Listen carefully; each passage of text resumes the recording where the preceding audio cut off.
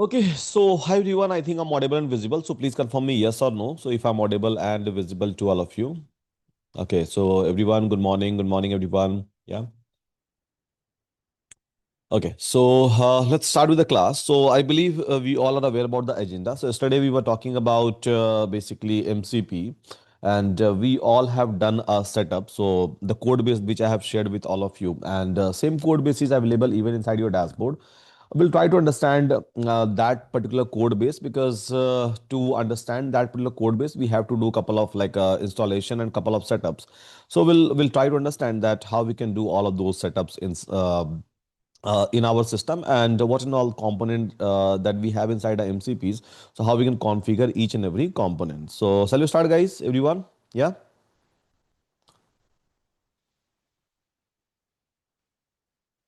Okay. So let's start. Let me share my screen, and yeah, I believe my screen is visible to all of you. Mm.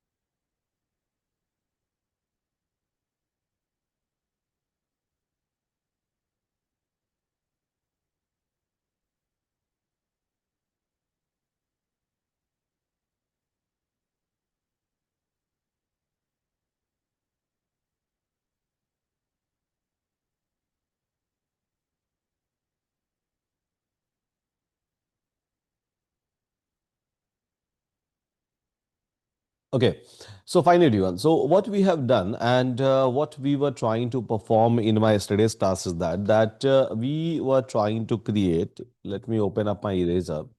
So basically, we have data into a MongoDB database. I think my subscription has expired. Plan final limit. Create a blank file. It's not allowing me. Okay.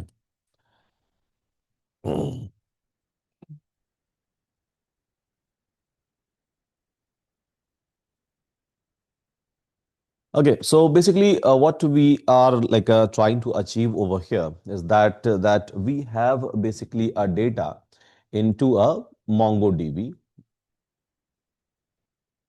Second, so we have a data set available inside our SQL databases. So where I'm using a Neon DB, let's suppose. So Neon database I'm trying to use. You can use any other services. Now third, so basically we have our Gmail, right? And fourth, so we have a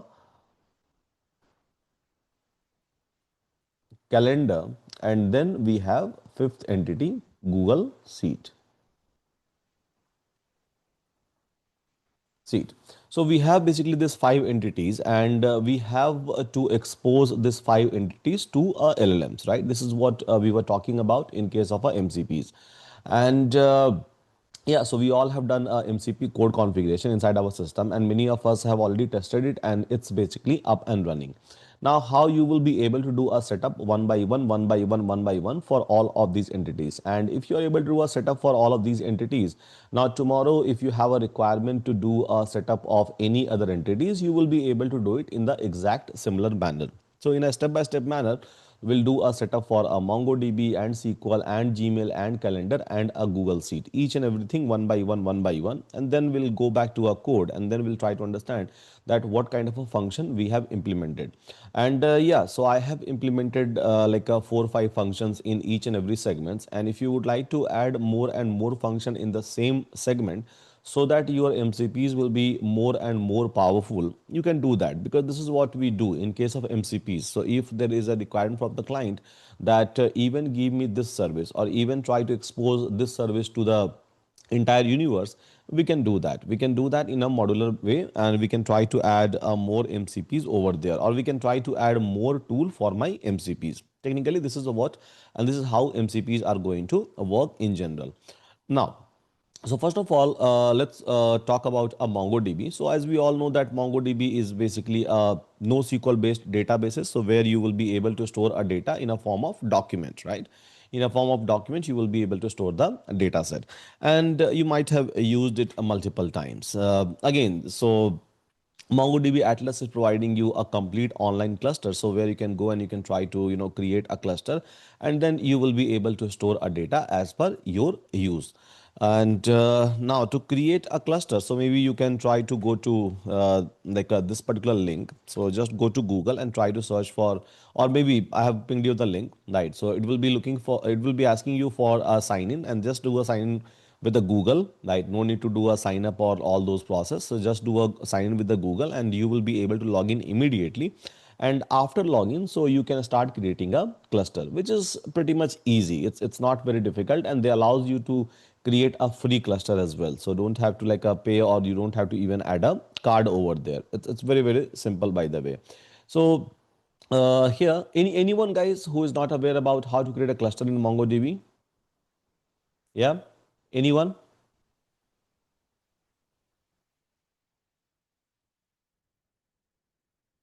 Yes. Okay. So basically, let me use some new email ID. Maybe I can delete this one, because in a free tier they are not going to allow me to create like a two clusters.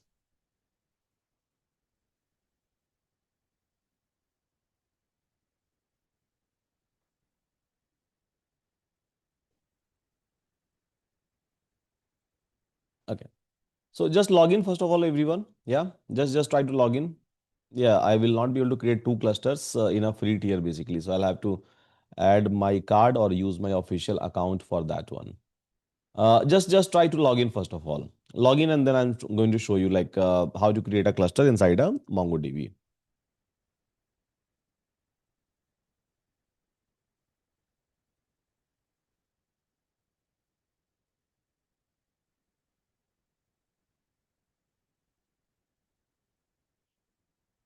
So google.com, and let's suppose if I'm going with a MongoDB online. Now I can just try to log in over here, or maybe just go and do a sign in directly. That's completely okay. So just try to do a Google sign in over here. Now after doing a Google sign in, so what you have to do? So basically you have to, yeah, so it's trying to do a sign in over here. Now submit.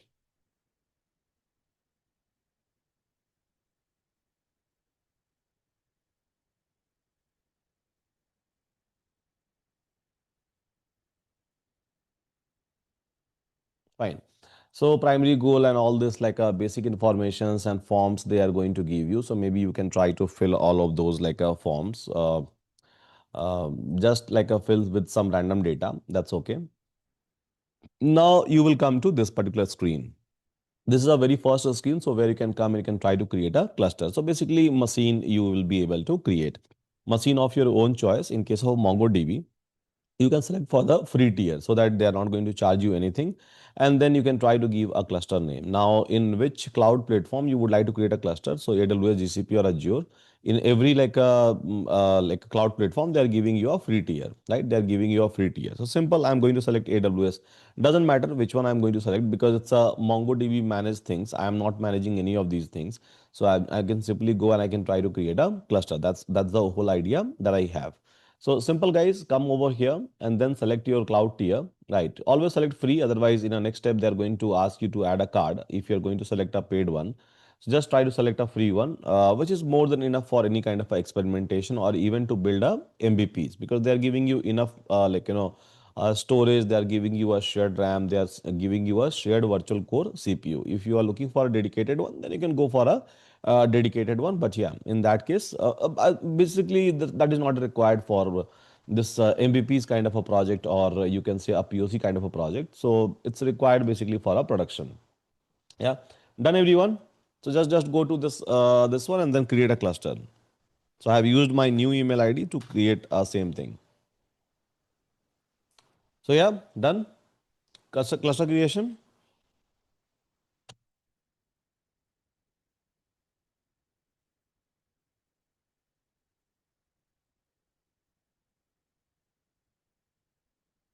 Anyone who has done that? People who said that they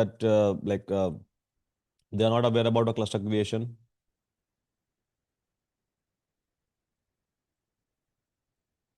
Yes. Okay. So fine. Now here free, and then you can try to click on create a deployment. So it will start doing a deployment, and it will take maybe like a couple of minutes of time, not much, I would say. And here, so they are going to pop up a screen, so where you can try to give your username, and then you can try to give your password. Keep it simple, or maybe keep it complex. Doesn't matter at all. You can try to give your own username. So I can try to give Euron underscore like a user over here, because this user ID and password will be required at any point of a time for all of you to log in into your MongoDB. Without this, you will not be able to hit a MongoDB. You can try to do a setup as of now and even in a later stage. So I'm going to show you that how you will be able to alter your username and password. So basically, you can try to create even a new user. You can try to alter a password of the existing user. All of these things are technically possible. So maybe I can try to use this user, and somewhere into my notepad. So I'm going to store it, let's suppose. So this is a Euron user, and this is my password, by the way. So let me store it for my Mongo,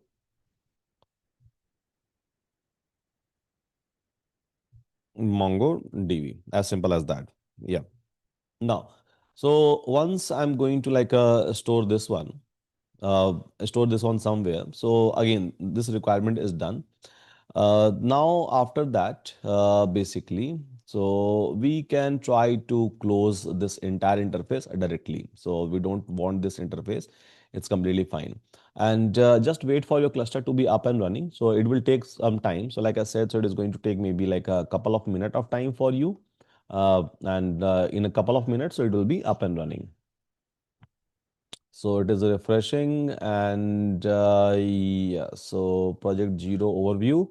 Now here, so by the time it is going to create a cluster, yeah, still it's creating a cluster, as you can see. So you can come to the cluster tab and you will be able to see that what and all activities is happening inside the cluster. Now, I'm not interested into any of these activities. So basically, I'm interested into this connect part. This is the connect part, so which is going to give you a connection string. And with the help of that connection string, I will be able to connect from anywhere with any programming languages. So this is where this you will be able to find out the connection string. So just click on connect, and then after clicking on connect, you can try to give maybe your own user ID and password for a connection, or maybe you can try to use the predefined user. So maybe I can try to give over here SUDH, and then I'm going to define my password, let's suppose. So this one, and then I can try to click on create database user and then choose a connection method. So here after choosing connection method, so I can try to click on driver basically. So click on driver, and then I can try to select my programming languages. So maybe Python, but connection string is going to be same for all the languages. It's not going to be different. They have just given you a provision of a languages where you can go and select the languages, so that they will be able to generate some pre-built code for you, some 3 4 line of a code. Otherwise, we just need a connection string. We don't need like anything extra apart from the connection string. So this is your connection string. If you are going to enable this particular mode where they have showing you view full code sample, so in that case they are going to give you a full Python client code with the exception handling, which is technically not required for me. So if I have only this particular connection string, so where all the informations are available, so it's pretty much good for me, because here if you will read out this connection string, so it is telling me that MongoDB server and then my user ID, and then I have to pass my password over here inside this triangle bracket, and then this is my cluster information. So where my cluster is hosted, and then where my cluster is up and running basically. So this is my instance address, you can say the free instance that MongoDB has provided me. So at the end of the day, I just need this connection string to connect with my MongoDB to store a data set. That's it. And I will be able to hit it with the help of any programming language in this entire world, means any programming languages. So yeah, this is the connection string which is required. So maybe I can try to store this connection string somewhere. So I'm going to copy this connection string maybe inside my notebook, right? And in a runtime, so I just have to change this password. And I have already set my password for my user. So this is one of the user I have created. And then this is one of the password that I have created for this particular user, SUDH user, so which I may try to use in a runtime. Then you can try to click on done. So this is the only information which is required. So once my cluster will be up and running, you will be able to use that credential, and with the help of that credential, you will be able to store a data into a MongoDB. This is how it is going to happen. It will take some time. So just wait for maybe like a 1 or 2 minute when your cluster will be up and running. Yeah, so still it's preparing my cluster. Sir, I use same credential in both the places. Will it create a problem? No, it's not going to create a problem. So even over here, if you will come in this place, there is a place called as database and network, right? So here you will be able to see my user. I can edit the user. I can even create a new user basically, right? And I can try to choose a credential type, that whether I would like to log in through a password, or I would like to log in through a certificate, or AWS IAM user. So again, let's suppose I'm going to create a new user. So fine, not an issue. So maybe I can create SUDH1 over here, enter password. So maybe I can try to like 1, 2, 3, 4, let's say 3, 4, 6, 7, 8, 9. Maybe this kind of a password I have given over here, right? And then I can try to even assign a role over here, that what kind of a role this user will be having. So if I'm going to give an admin role, in that case, user will be having every kind of a access, read and write to any databases, that also I can configure, only read any databases, so that also I can try to configure. So atlas admin, so I can try to even create another user. So SUDH has been created, SUDH1 will be created. Likewise, hundreds of other users I will be able to create it. Password provided is too weak. Okay, fine. So not an issue. Let me give a little bit of a strong password.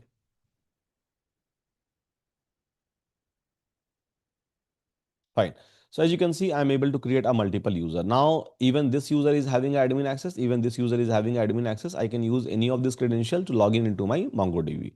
So it's just up to you. It's not a big deal, to create a user and then assign a role to the user in case of a MongoDB. So everything is possible just with the help of a clicks. You can even try to come over here and you can try to create a custom role. So whatever privileges you would like to give to the user, so based on your custom role, you will be able to give a privileges to the user. Again, network wise, so if you would like to do a whitelisting of an IP address, for example, this is the IP address which is including my current IP address. So I will not be able to hit from each and every IP address. So maybe I can try to click on add IP address. And then here, so I can try to maybe like I say that allow 0.0.0.0. It simply means that allow access from anywhere. I can even they have given you like a direct click over here. So by the time you are going to click, it is going to autofill. Simple 0.0.0.0/0 simply means that allow from anywhere, right? And you can even set that you can allow from anywhere for how many hours, 1 day, 1 week, or maybe 6 hours, or maybe switch it off means permanently you are allowing everyone to hit your cluster, right? So you can even create this kind of restrictions, and that is also possible. You can even try to allow just your own IP address, so that anyone and everyone from any other IP address, even they will be having a credential, even they will be having your user ID and password, they will not be able to hit your cluster at all, because you have not whitelisted their IP address. So these are just a security check that we always do whenever we are going to create any kind of a system. And by default, inside a MongoDB Atlas, which we are using even in production, so if I'll talk about our job system, so we are using actually MongoDB cluster over there. Uh, in many places in like a Iran system, we are using a MongoDB cluster as well as we are using a Postgres. Depends upon the architecture that we have designed for a specific product that we have created. So yeah, MongoDB is one of the active databases that we are using since a very long time. It's one of the world's best stable, reliable, you can say, database where you can run your entire production system. And obviously they have given you everything just on a click itself, so you don't have to do much. Even they have started providing you a vector databases, right? So even you can try to store your data into in a form of vector, and that also Mongo supports now. Originally it was designed for NoSQL collection based databases, but eventually they have started adding more services into it, and now in a age of Gen AI. So they have started supporting even a vector databases. It's a bit expensive as compared to any other like a NoSQL databases which is available in a market, but I believe that's okay because it's because of its reliability, obviously, and the kind of a market share that MongoDB holds. So you can't run your production databases on these on new platforms. That will be too much risky for you in terms of a data governance and data security. And generally, we try to go ahead with this kind of a solution. So yeah, all of these things you can try to do a setup in a easiest possible manner. Now let's go back and check about the cluster. So yeah, I think it's still in a provisioning state, by the way. So as you can see the lines, basically, so cluster 0. Now I can try to click on this browse collection. So connect is fine. So connect is basically anyone will be having connection string, they will be able to come and they will be able to connect. Now I can try to click on this browse collection, and here, so I will be able to browse my databases and I will be able to browse my collections.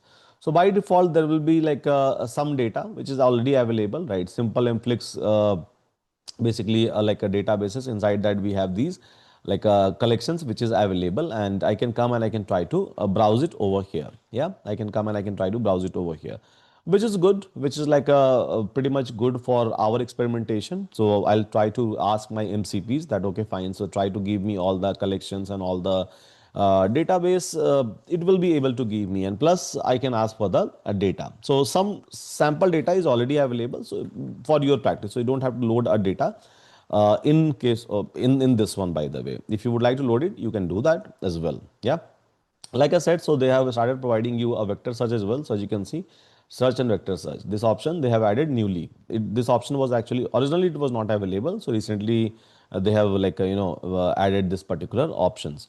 So fine, once your cluster setup is done, then bingo, and we are like good to go with the next step. So done, guys, everyone. Yeah, MongoDB. Yeah. How to choose between Postgres and MongoDB? Postgres is basically a SQL system, right? So wherever you have a structured kind of a data, so in that case, you can just go ahead with the Postgres. Whenever you have unstructured data, so in that case, go ahead with the MongoDB. Simple. So Postgres is a SQL, MongoDB is a NoSQL based databases. Now, MongoDB is fine. So MongoDB is one of the database that I have. Now another database is basically some SQL based databases. So again, there are so many other platforms which is available in the market. I'm using one of those. So Neon platform I'm trying to use. I believe I have already used this database in this class. I don't remember because I have used it somewhere. I know, but not sure whether I have used this database in your class or not. So Neon is one of the database provider, you can say.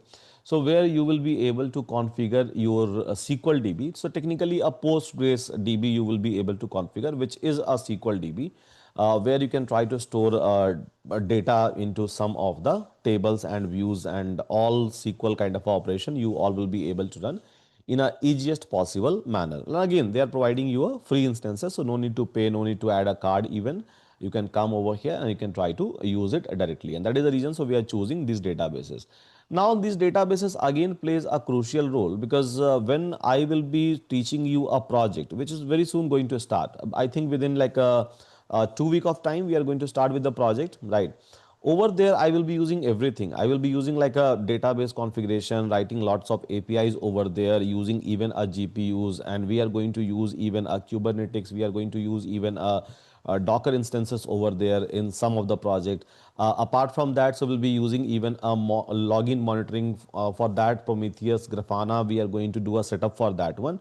So everything will come in one single package, in one single project itself. Because we are going to build a real-time project, a project which will not just behave like a POCs, but it will more like behave like a product basically, right? So that is the kind of a project we are going to look into. And obviously database plays a pretty much crucial role. So at that point of a time, I will be using these, right? So maybe I will be using this in some of the project, and then I will be using like AWS based Postgres. I will try to go and spin some machine over there, and then inside AWS, inside Azure, inside GCP, we will be using this. So it's good to have some sort of a heads up about these databases in between, and it's not that tough. I think we all can understand in the easiest possible manner. So here, like I said, so just go to this Neon console and try to again create a database over here, and which is like a pretty much easy. They are giving you a direct connect over here, so you can just click on connect, and then you will be able to get a connection string. So as you can see, so you will be able to get a connection string. So by default they are giving you a connection string for your particular databases. If you want, you can go, and by default there will be a neon db they are like a creating, and if you would like to create a new database, you can try to create a new database inside a neon db. So I'm inside a NeonDB database, by the way, and I'm just like I have to copy this particular string, so that whatever table that we have inside this NeonDB database, I will be able to get an access with the help of this particular credential. It's again very simple, right? Neon databases, and if you will go and check, so inside my SQL editor, so I can try to show you. This is the NeonDB, and I have created couple of table inside it. So I have created a customer table, order item table, this. This is something which I have already created. So maybe I can try to give you a create table command. Yeah. So these are the tables which I have created. So I'm pinging you this create table command so that even you will be able to create a table. So they are giving you a beautiful UI. And nowadays everyone is giving you a beautiful UI interface without any kind of a hustle, without setting up, a black console. You can like hit and you will be able to do each and everything in a easiest possible manner. So these are the table, couple of table I'm like creating. Yeah.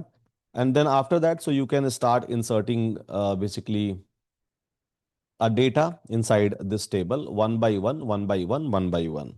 So in this way, your SQL databases will be prepared. So we are just preparing it so that my MCPs can talk to it, and MCPs will be able to show me a data, and I will be able to do a validation. That's the only idea, right? So you can basically come to a SQL editor, and then one by one, one by one, one by one, or maybe all in one single shot, you can try to run it. Very, very simple. So just try to copy this entire things, guys, the things which I have pinged you, and try creating it. So let me uh, copy this even over here so that I will be able to upload it inside your dashboard at the time of uploading a recordings. So here,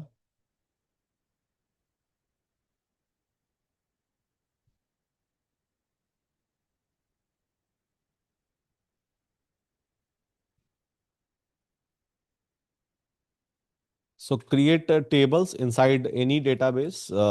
Mine is NeonDB. Your could be different. You can try to give your own name. That's completely okay. In a connection string. So connection string basically they provide you on a database label. So anyhow, uh, it will be available inside the connection string, and you can talk to it. Okay. So basically my database setup is done for MongoDB as well as for a SQL databases. This like a database setup is done. And I have a table. Inside the table I have some data set which is available to me. Now if I have some sort of a data set which is available inside my table, so I'm good to go, right? I will be able to test my MCPs that whether they are giving me correct result or not with this like a 4 or 5 table which I have already created over here, right? And like I said, so you can just like go to your dashboard, and then you can try to click on connect. Very simple.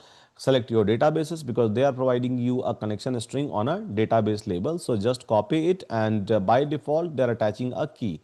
So you don't have to do much over here. So you can just copy the snippet, copy this entire like a string, and this string is going to help you out in terms of login, right? So this is the string which is required, so which I'm going to use it to, do a setup of my MCPs. As simple as that. So this is my for a SQL database, and this is the string. So this is my user ID and this is my password, by the way. So this is, yeah, till this point, this is a password. And then rest of the information is about my cluster, basically, inside my SQL system, by the way. So everyone, are you able to get your connection string? Yeah, even for a SQL DB, Neon. And I have already pinged you a create table and insert data into a table. Everything I have pinged you inside a chat box. So is it done, guys? Everyone?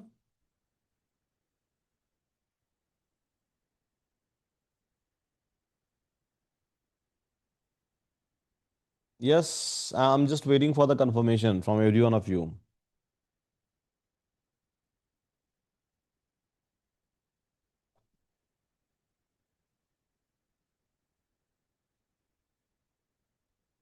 Okay, so no one has confirmed. I think people are feeling lazy in the morning. That's okay. But try to do it as soon as possible. Okay, all done, all done. Okay, adding tables. Okay, fine. Just try to add tables quickly. Just copy all this command in one single shot. You don't have to like run this command one by one. So already we have tested this command. So just copy and run it in a one single SQL editor. Just within a fraction of a second, it will end up creating it. This is how simple it is. And I believe we all know like create table statement and insert data into a table statement, right? Okay. So this setup is done. Now the next one, right? So the next one which is required for me is a Gmail, calendar, and a Google Sheet, right? Now all of these three setup, you will be able to do it from one single place. And to do all of these three setup, I don't need much. So basically, I need an access of a Google console. That's it. So and again, that is free. So Google is providing you these services just for a free. Now to do that, what you will have to do, so basically, I wanted to expose my mail ID. I wanted to expose my Google Sheet. I would like to expose my Google Calendar.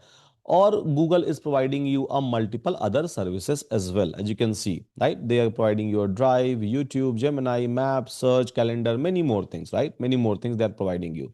So if I would like to access any of these services programmatically, right? Programmatically, then obviously I have to expose those services and then only I will be able to access it programmatically.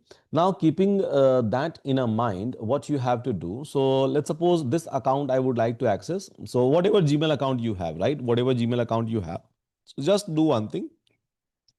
Go to Google and then Google Cloud Console. Just try to search for Google Cloud Console. That's it for any Google services. So tomorrow, even if you have to spin a machine, maybe a GPU, maybe a CPU, maybe a VMs, maybe a Kubernetes cluster, you can do it from a Google Cloud Console itself. So everything is from a Google Cloud Console, just like a AWS Cloud Console. So AWS is also providing you AWS Console in a similar manner. So Google is having a Google Cloud Console, and in your project, in one of the projects, so as per your syllabus, I will be using even a Google services. So in one of the project, I will be using Google services.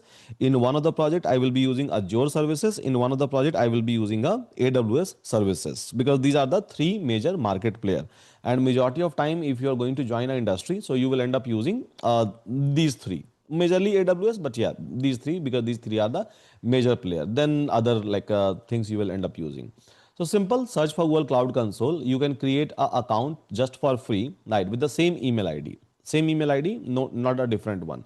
And they're not going to ask you to add a card. They're going to give you a free credit, by the way, right? They're going to give you a free credit. So here, just in no time, you will be able to log in into a Google Cloud. They will be looking for some verification, initial verification, and they're giving you like some credit. So as you can see, so this is the new account which I have created. I have multiple accounts, and in this account, so they are giving me like a 26,615 rupees of a credit, or approximately I think $3 of credit, $300 of credit you will be able to get inside a Google Cloud Console. So $300 of credit, 26,000 rupees, even in Indian like a currency, is like pretty much enough, right?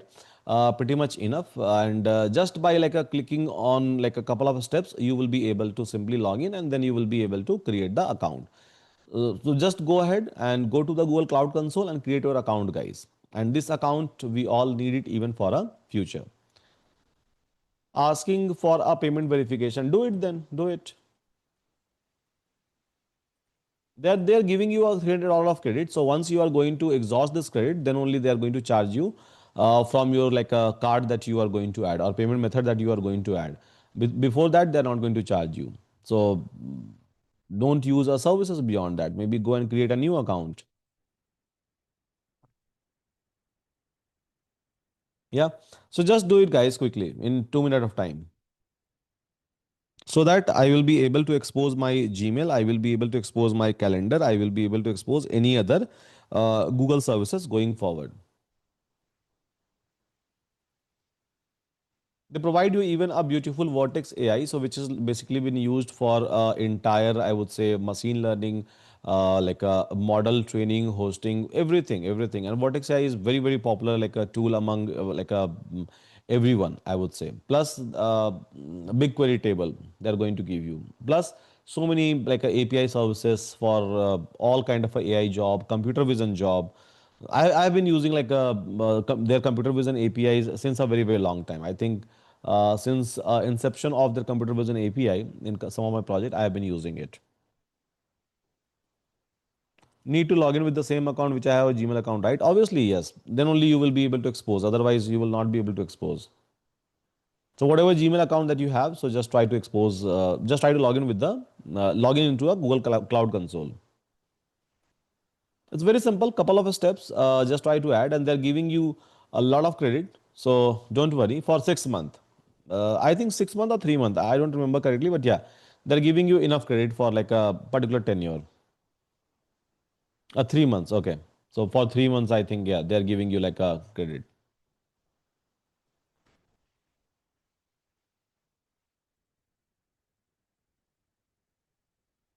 So now, just ping me, guys. Once you are able to log in, just log in, and then I'll tell you how to like proceed ahead, how to create a project, and then how to enable your like calendar and Gmail and other things.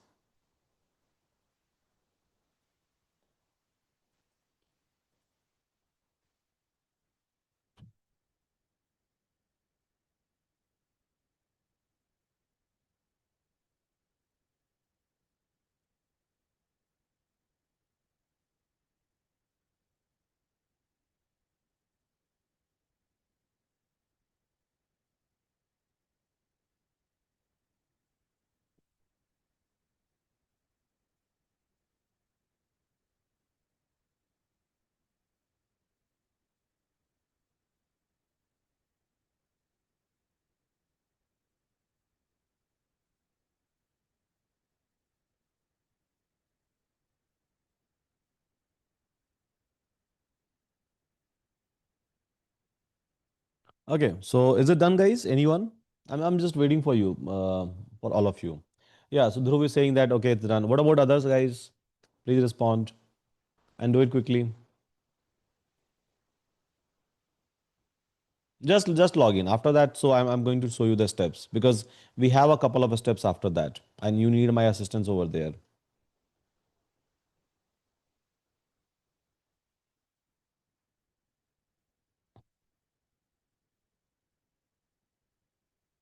Yeah, shall we proceed ahead with the next step?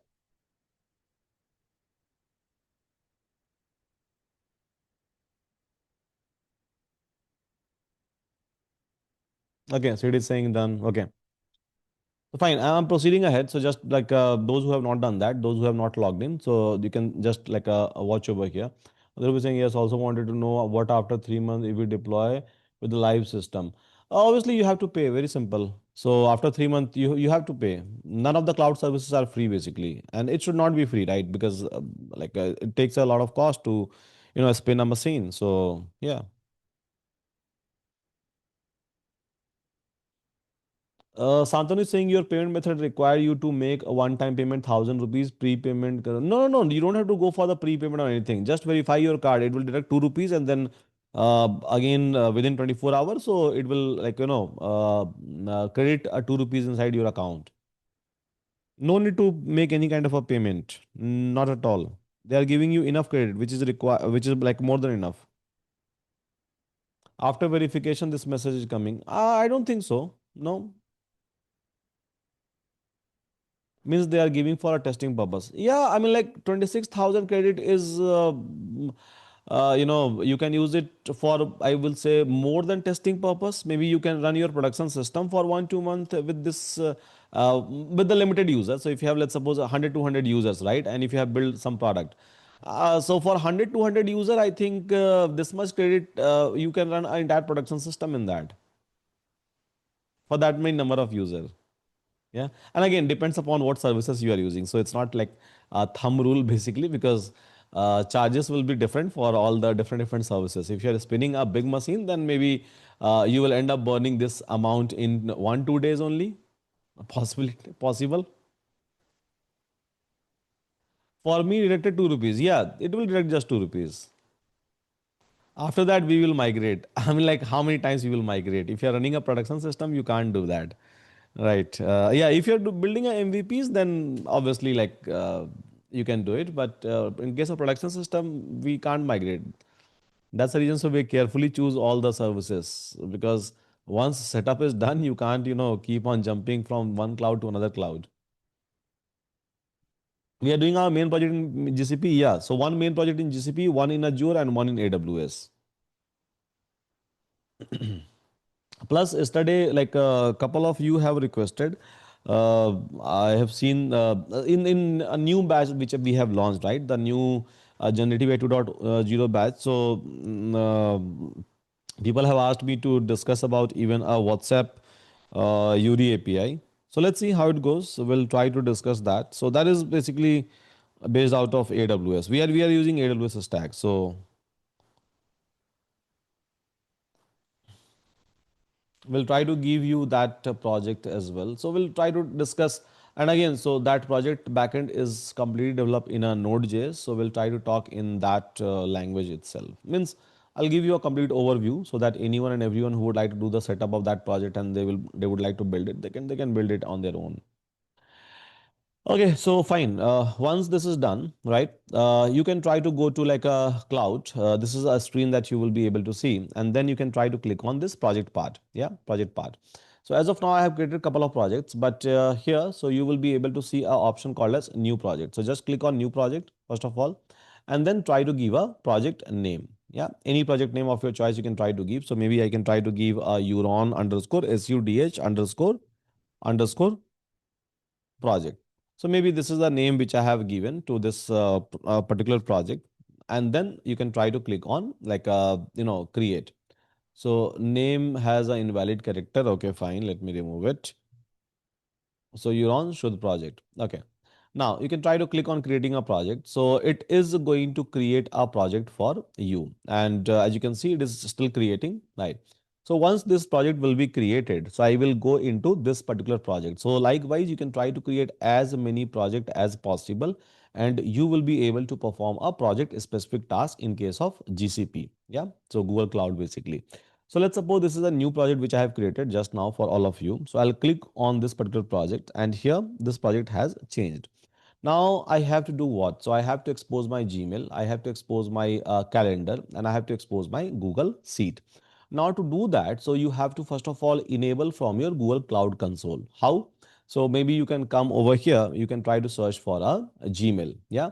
So here you will be able to see a top result wise Gmail APIs. Simple. So you can try to click on this Gmail APIs, because APIs wise you have to enable so that anyone and everyone will be able to do whatever they want with respect to your Gmail, create, update, send a Gmail, anything with respect to a Gmail account that you are holding.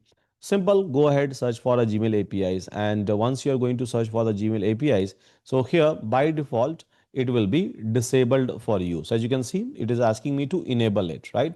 So first of all, you have to enable it. So click on this enable. It will take couple of second of time, not minute, I would say, but just a second, and it is going to enable it for you. So as you can see, it is enabling. So and now it is throwing me to a API and services part. And here, so this is basically status is basically enabled. By default, it will be disabled. Yeah. So just click on enable, and then you will be like coming to this particular page. So where APIs and service things, right? And this is the Gmail API.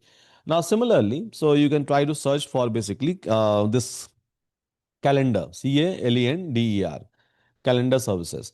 So Google Calendar API. Now click again, and then you have to enable a calendar API. Same way. So enable a calendar API for that particular project. Now, once you are going to enable, again, you will fall under the same page, API and services page, by the way. Fine.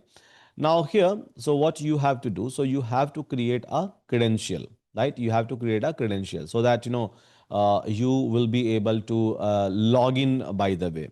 So inside, by using these APIs.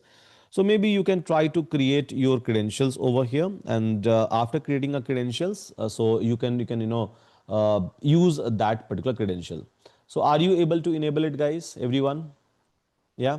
So just try to enable first and then confirm me, and then I'll show you how to create a credential in a next step.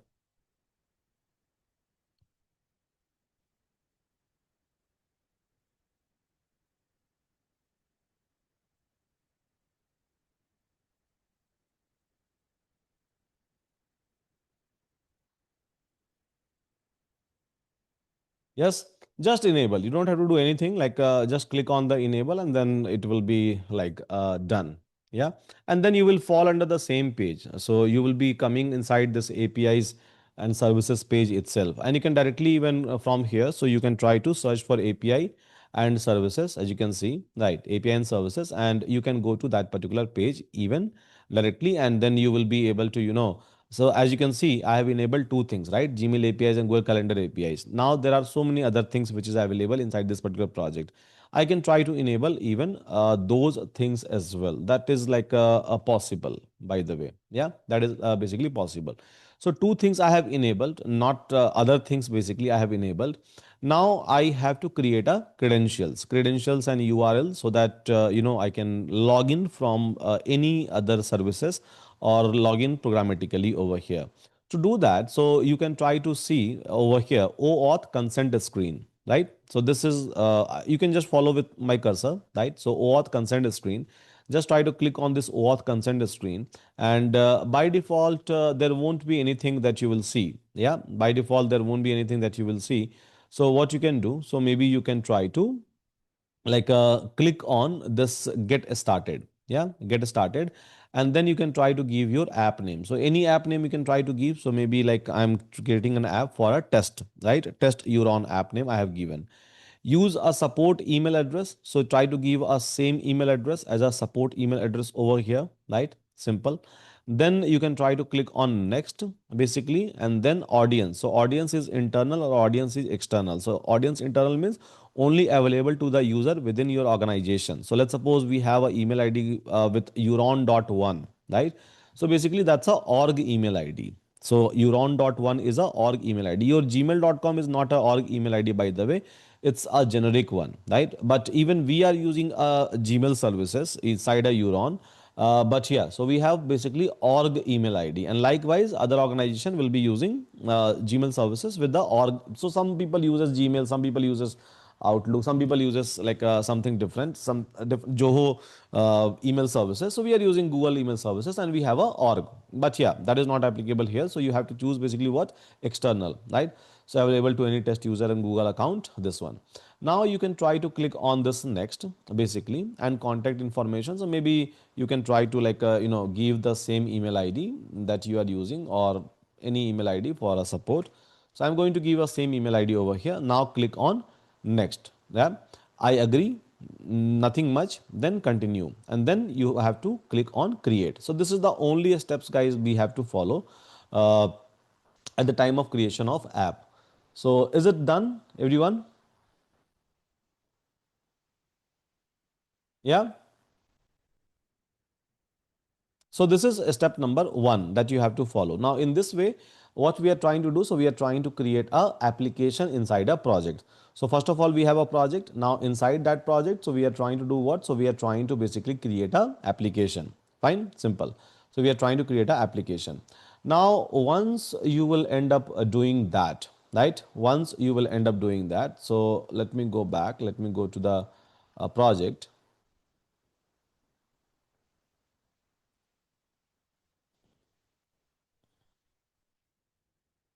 Okay. So once you are going to like do that basically, so then what you can do, so you can try to again come back to API and services, same place, right, where you have started. So the service which is helping you out in terms of creating the APIs, right, exposing your other services to a outer world.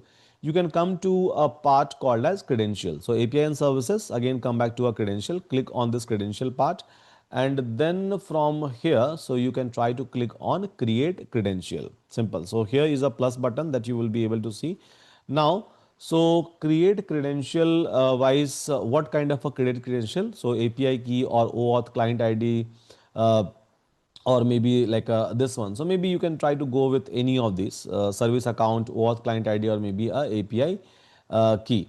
So here OAuth client ID, what is the kind of access it will give you? So request user consent, so your app can access the user's data. So basically I'm looking for this option, right?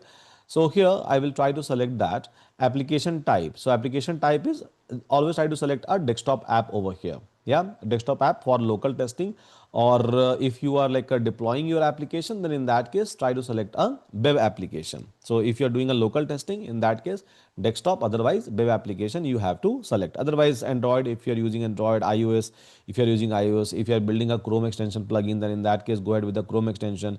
If you are using these things inside a TV application, then you can go with that. So they have given you all of these options. So we are doing a local testing from my system. So I will try to select with the desktop app. So you can try to give a name or just leave it as it is. And then you can try to click on create. Yeah. So OAuth client ID. Now, so this is a OAuth client ID they have created, and then I can go and I can try to download a JSON. My work is done. So this was technically a last step that we had. So we were looking for this one basically. So inside this JSON that you have downloaded, you have everything. So if you will go and if you will try to check, so technically you have a client ID, as you can see. You have basically a project ID, so you run through the project, right? You have a project ID over here. If you'll go and observe this one, you have basically a client secret, right? So basically password, right? So we have a client password. We have a URL as well, certificate OAuth URL we have, which is going to be a generic one. We have a token URL inside this auth URI. So we have all the information inside this JSON that we have downloaded. So finally and successfully we are able to create a secret, create a credential. That's it. This is the only thing which is like a required. Apart from that, nothing is required, by the way. So are we able to like do it, guys? So I just need a client ID. I just need a client secret. That's more than enough for me to hit my exposed services. So I have exposed my Gmail. I have exposed technically my calendar, and programmatically I will be able to access my calendar. Programmatically I will be able to access my Gmail. Yeah. PK was asking me, sir, why desktop app, not a web application? I think I have already given you a reason. Web application, so when you are sending something in a production, and desktop app, so when you are doing a local testing. So as we are doing a local testing, so in that case, it's not required for me. Okay, so that's cool, right? That's cool. And OAuth credential, I am able to like create it. So all this setup is done, guys, by the way. So everything is done for me. And now with the help of that credential, I will be able to access the exposed services. I can try to expose more and more services, even that is possible. Now I can leave this screen. I don't want this Google Cloud Console. The work of Google Cloud Console is done for today. Okay. Now what we have to do, so now we'll go so we have now everything. So we have basically a NoSQL, we have basically a SQL system ready, we have a Google secrets, client secret and client ID ready with me. I can go with the next step. So inside a code, maybe I can try to do all those modification. Yeah. So here uh, yesterday I have already shared a code. So code is already available. MCP latest V1. Yeah. So this MCP practical code I have already uploaded inside your dashboard, even yesterday's with yesterday's class. So please go there and then you can try to maybe open it up. Fine. Now let's open up a VS Code, and inside a VS Code I can try to open up the same project. Now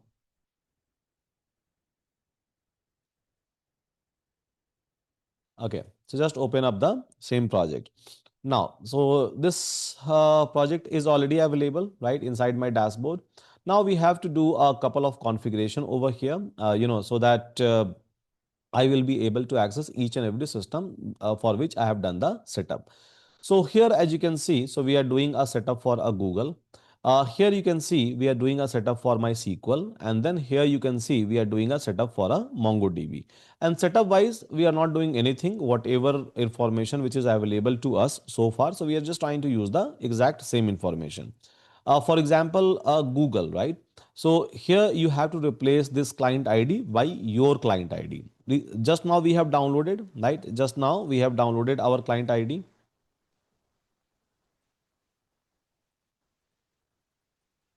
So maybe I can try to like open it up with Notepad or something.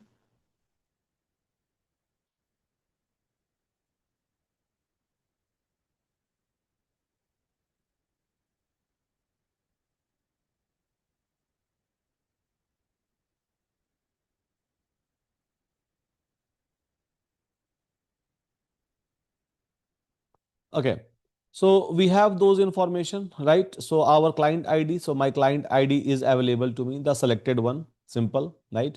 So this is my technically client ID, and then apart from that, so just copy and paste the downloaded secret that you have, basically, and then it will be done. So this is my client ID, and then my client secret. So my client secret is also available inside that JSON file, right? So here is my auth token, this, and then my client secret. So my client secret is again this one, right? This portion. So just try to update your client secret over there, right? And then your redirect URL. So localhost by default, you can just keep it as it is. Then I'm trying to give an access of my spreadsheet as well, right? Spreadsheet as well. So now from where I will be able to get this particular ID, right? So this is going to help me out. This client ID and client secret is going to help me out in terms of accessing my Gmail and my calendar, because I have exposed or I have enabled those two services, by the way, right? Let's suppose I have a Google Sheet and I would like to programmatically control this Google Sheets as well. So in that situation, so I can just go and then I can try to create a Google Sheet, right? So I think we all know how to create a Google Sheet, by the way.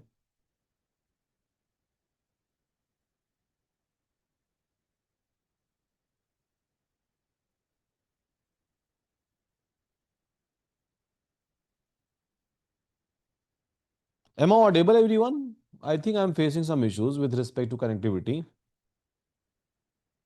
Yeah, am I audible to all of you? Yes? Yeah? Then why I'm not able to hear Google? Or maybe Google is having some issues. I don't know. Maybe. Possible.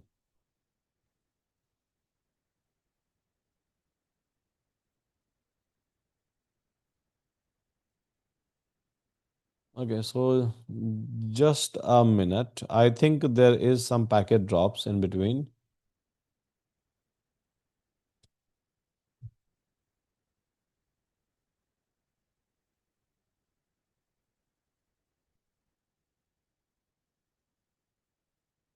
It's working, Google website. Yeah, in my system, so it's like giving me an issue.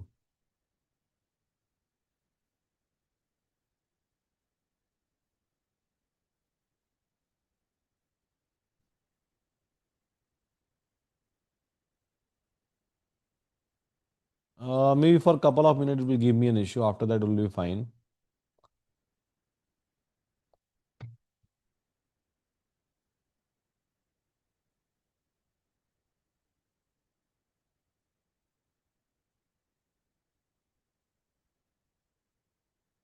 Okay. I don't know why I'm not able to open up from my location. Hmm. Okay, just a minute, everyone.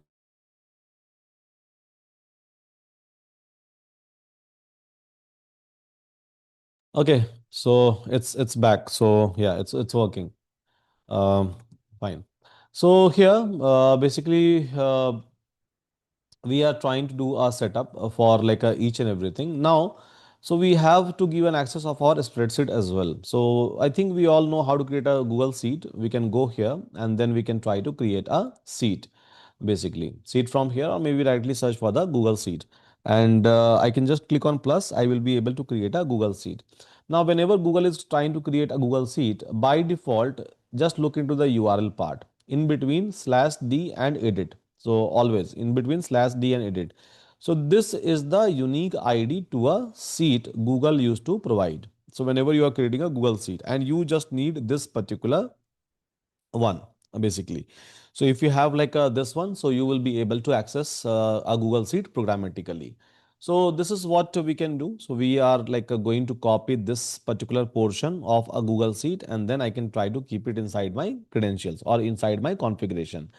Now here you can come and you can just try to paste that particular seat ID. That's it. A spreadsheet ID, you have to paste it over here. Rest is same. So this URL, so directly copy paste from the NeoDB. For MongoDB, so whenever you are going to paste this URL, so just change your password. So by default, they are going to give you a placeholder inside a triangle bracket. Remove that placeholder and try to replace it with your own password. Rest is going to be same. So now I'm able to set up my NoSQL, SQL, my Google Sheet, my calendar, my Gmail, by the way. Yeah. So this is the credential which is required for me, and I'm able to get this particular credential. Now I can go ahead and I can try to build a MCPs or any other things, right? To build a MCPs, I need all of these five services. So all of these five services are available to me. So one by one, what I can do, so I can go ahead and I can try to build all of these MCPs in my own way. And we all understands what is the fundamental meaning of a MCPs. Simple, giving my system access to a LLM. That's a fundamental meaning of model context protocol. So it's, you can say that it's a sibling of your HTTP request or REST API, right? Uh, so it's basically a way by which anyone can expose their own system to the outer world, and especially when I say outer world, especially I'm talking about LLMs, so that LLMs can talk to it and LLMs will be able to access those functions, and eventually it will be able to access my tools, by the way, right? Yesterday I have given you so many different kind of analogy and examples. So let's suppose I have my maybe a Euron website, right? And if I'm going to create a MCP for Euron, so you all can call that MCP anywhere. So anywhere in case of any LLMs, if it supports, because everyone is not supporting as of now MCP, right? So there are a couple of like a vendors who is supporting this MCP part directly, where you can configure it. So you can talk to like whatever like MCP's function that we have created or tool we have created for a Euron. So you will be able to get all the information, as simple as that, right? So now let's come over here, and one by one in a structured manner, you will be able to find out that we have created a function, right? We have created a basically a function. So let's talk about first of all Gmail one by one. Yeah. So you will be able to find out a Python file called as Google underscore Gmail.py file. We are not doing much. So what we are doing over here, so we are trying to expose all the Gmail services in the form of function. So here you will be able to find out all the functions for a Gmail services, as simple as that. So there is a like a import that we are trying to do. So import wise, so we are trying to like a Gmail API client discovery, and then like a MIME text, and then get credentials. These are the things that we are trying to import, and then this is the function. Now what this function will do, so get credentials, so it will try to give me the credentials basically. Yeah, so basically it is going to get me credentials from my configuration file, as simple as that. This is what my credentials is going to do for me. So get credentials and I will be able to get my credentials. Now there is a function for listing all the emails. So maximum result, I'm saying that like always try to give me 10 results. If I want more results, maybe I can try to make it 100. That's completely fine. So everything starts with a credential. So first we are trying to call a credential. So credential will be returned by this function, basically your client ID and a client secret. So this will be returned by that. And this is a standard function. So again, doesn't matter whether I have written this or whether you are going to write it down, or today or tomorrow you are going to use it. You will end up using a similar kind of a functions. It's not like your functions is going to change and mine is different, because Gmail is a standard service, right? Calendar is a standardized service. by the way. Seat is a standardized services. MongoDB is a standardized services. Or like any SQL DB that I'm trying to hit is going to be the standardized services. So there is no logic in that, I would say. So it's just like a accessing those data or maybe doing some sort of a manipulation with that data. That's it. So there is no logic behind that. As simple as that. Yeah, in between, while you are able to fetch a data, then you can write your logic. And then while sending a data back, so maybe you can try to like write a logic and based on your logic, send a data. But in terms of getting a data, in terms of, sending a data, there is no logic and there is no like science in that one. As simple as that. So your function, my function is going to be same. It's not going to be different even if you are going to write it down on your own logically. So here we are getting our credentials, right? We are getting our credentials and then we are trying to call service.user.message.list, as simple as that. So we are trying to call service dot, so credential dot user dot message dot list. So user, me, and then maximum result is 10 and query if we have any, right? So if we are saying, if we are sending a query just like we do a Gmail search, right? So we try to search with a keyword inside our Gmail. So we can try to send that as a query and it is going to execute it and then it will try to get me the result. So result dot get, it is going to give you the message and it's going to give you the message details. As simple as that. So hope this piece of code is fine, the highlighted part. Yeah, and doesn't looks like a alien kind of a code to us. Yeah, everyone. Does it look like an alien code or does it look like a difficult one? And again, we don't have to remember. It's like I told you, right? So it's a standard service that we are using. So simple. There is a library which is available. I'm just calling that library and then like, fetch all the result from my Gmail. So just like doing a SQL query, right? Correcting it and doing a SQL query. Now, once I'm able to get a message over here, then we are looping through those messages because we have a multiple messages, right? So one by one, we are trying to loop it through the messages as you can see. And then if it is a success, so we are trying to append it and we are trying to return that messages finally to a user or to the client basically, right? That, okay, these are the messages which is available to all of me. So here, user ID me means basically like I'm just sending that I'm trying to like hit this entire things. That's it. Just one of the flag we are trying to send, nothing much. Now, so this will try to give me a list of all the emails. Now here, to get a email detail. So inside that email, so if we have to get a detail, so again, service.user.message and then get and here, so format is equals to full. So ID is equal to message ID, whatever message ID you are going to pass. So you are going to like pass it here as a parameter and then you will be able to like a format full means just give me everything. So this is again a standard like a method which has been defined for a Gmail. You will be able to get all the messages one by one, one by one, one by one. So above one is going to list down and then this one is going to give you the content, entire content of your like a mail. So if you're looking for a content, so this is that function. Now here, so inside that we are trying to get a header. Header means basically a message title or anyone who is going to send you a mail. So obviously there will be some sort of a header, right? There will be mail title. So it is trying to like fetch that one over here. Now, so data wise, so we are trying to like prepare all of these data. So ID, message ID, thread ID, subject, form, to, date, snippet, body, everything it is going to extract. And then finally, I'm trying to return. So success message, success flag basically, and then a data. So we are trying to return it over there. That's it. So this is going to give you the full messages by the way, this service. Then extract only a body part. So this is a like a basically function, so which is going to help me out in terms of extracting just a body part of it. So here we are trying to call MIME and MIME means we are trying to pass our data type that text and plain text if it is available just extract it or else text or HTML if it is available just try to extract it. We can try to pass a MIME type for maybe a PDF, maybe for a videos, maybe for some other format of the data as well. If we are expecting that we have to process even that kind of a data. Otherwise, it's fine. So we are just trying to convert that into a URL safe byte 64 decoded, and then we are trying to get that body part of the mail. So if we have like this kind of a MIME type or data type, you can say. So MIME is just for the like a representation for the data. Now, if we have to send a mail, so we can try to like again call the credentials and then we can try to prepare the message that to whom we are sending a message, what is the subject for the message, what is the raw message that we are supposed to send over there. And then simple body.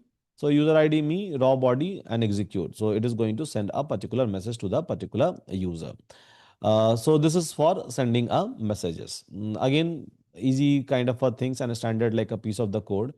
Now, if we are like just trying to search some of the mail, so in that case, I can try to use this particular like a function. So I can try to like send a query. I can try to send a maximum result, just like a above one. I'm not using anything different. This is just a separate function which we have created, or tool you can say which we have created, and we can try to use this particular tool. So these are some of the functions which we have created, which is a simple, you can say a standardized function to deal with my Gmail account has been created.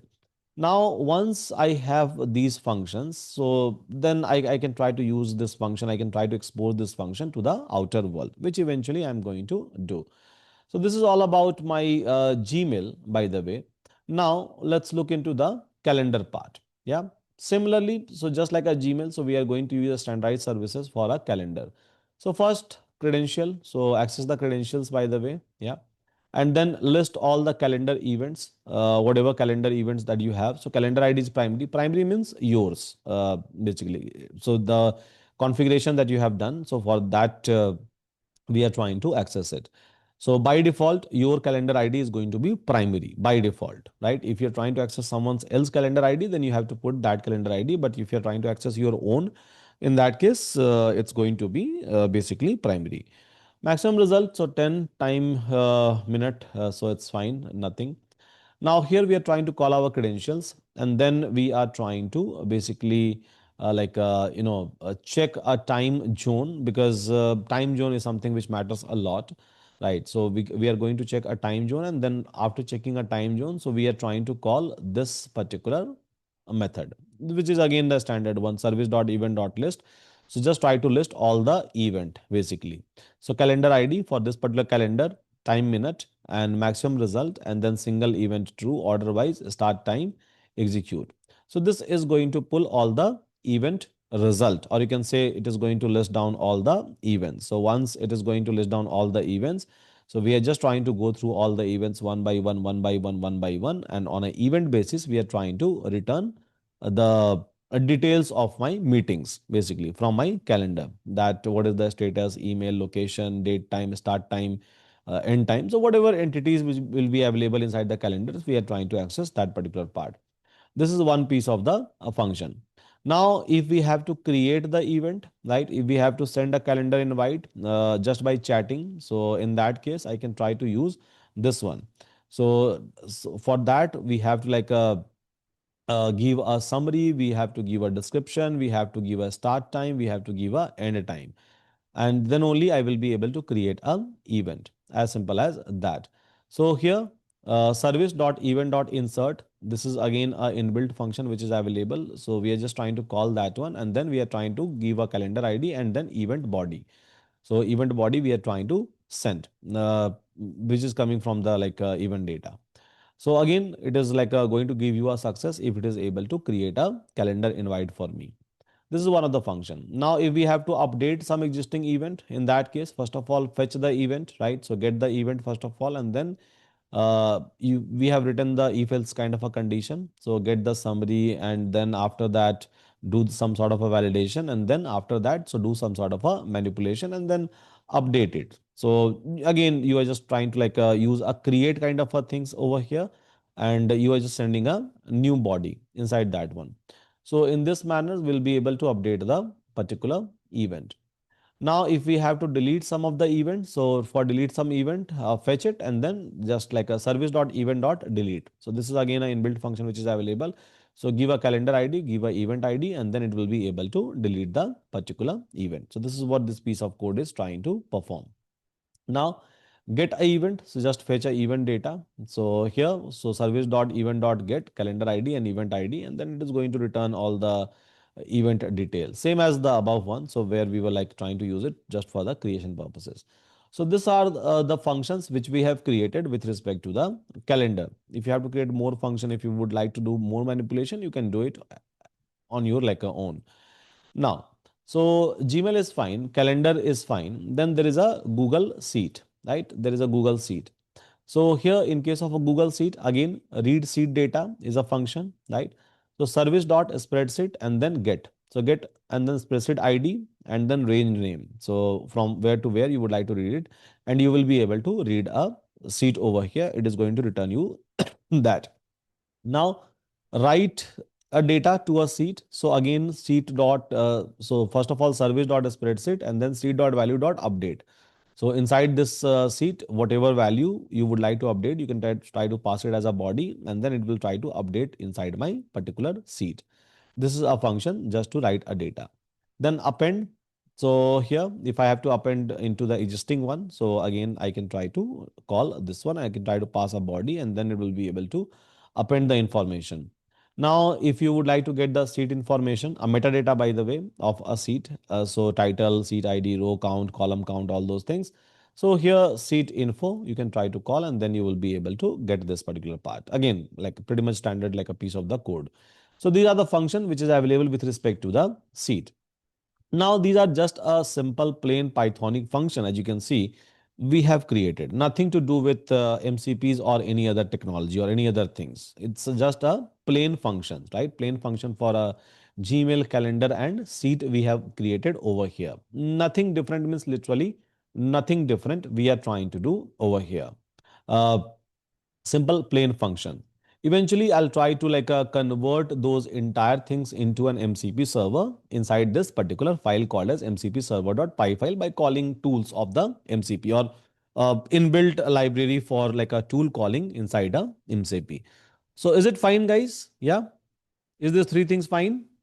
Pretty much standard code and standard function for like doing some of the operation on my Gmail and Seat and my calendar.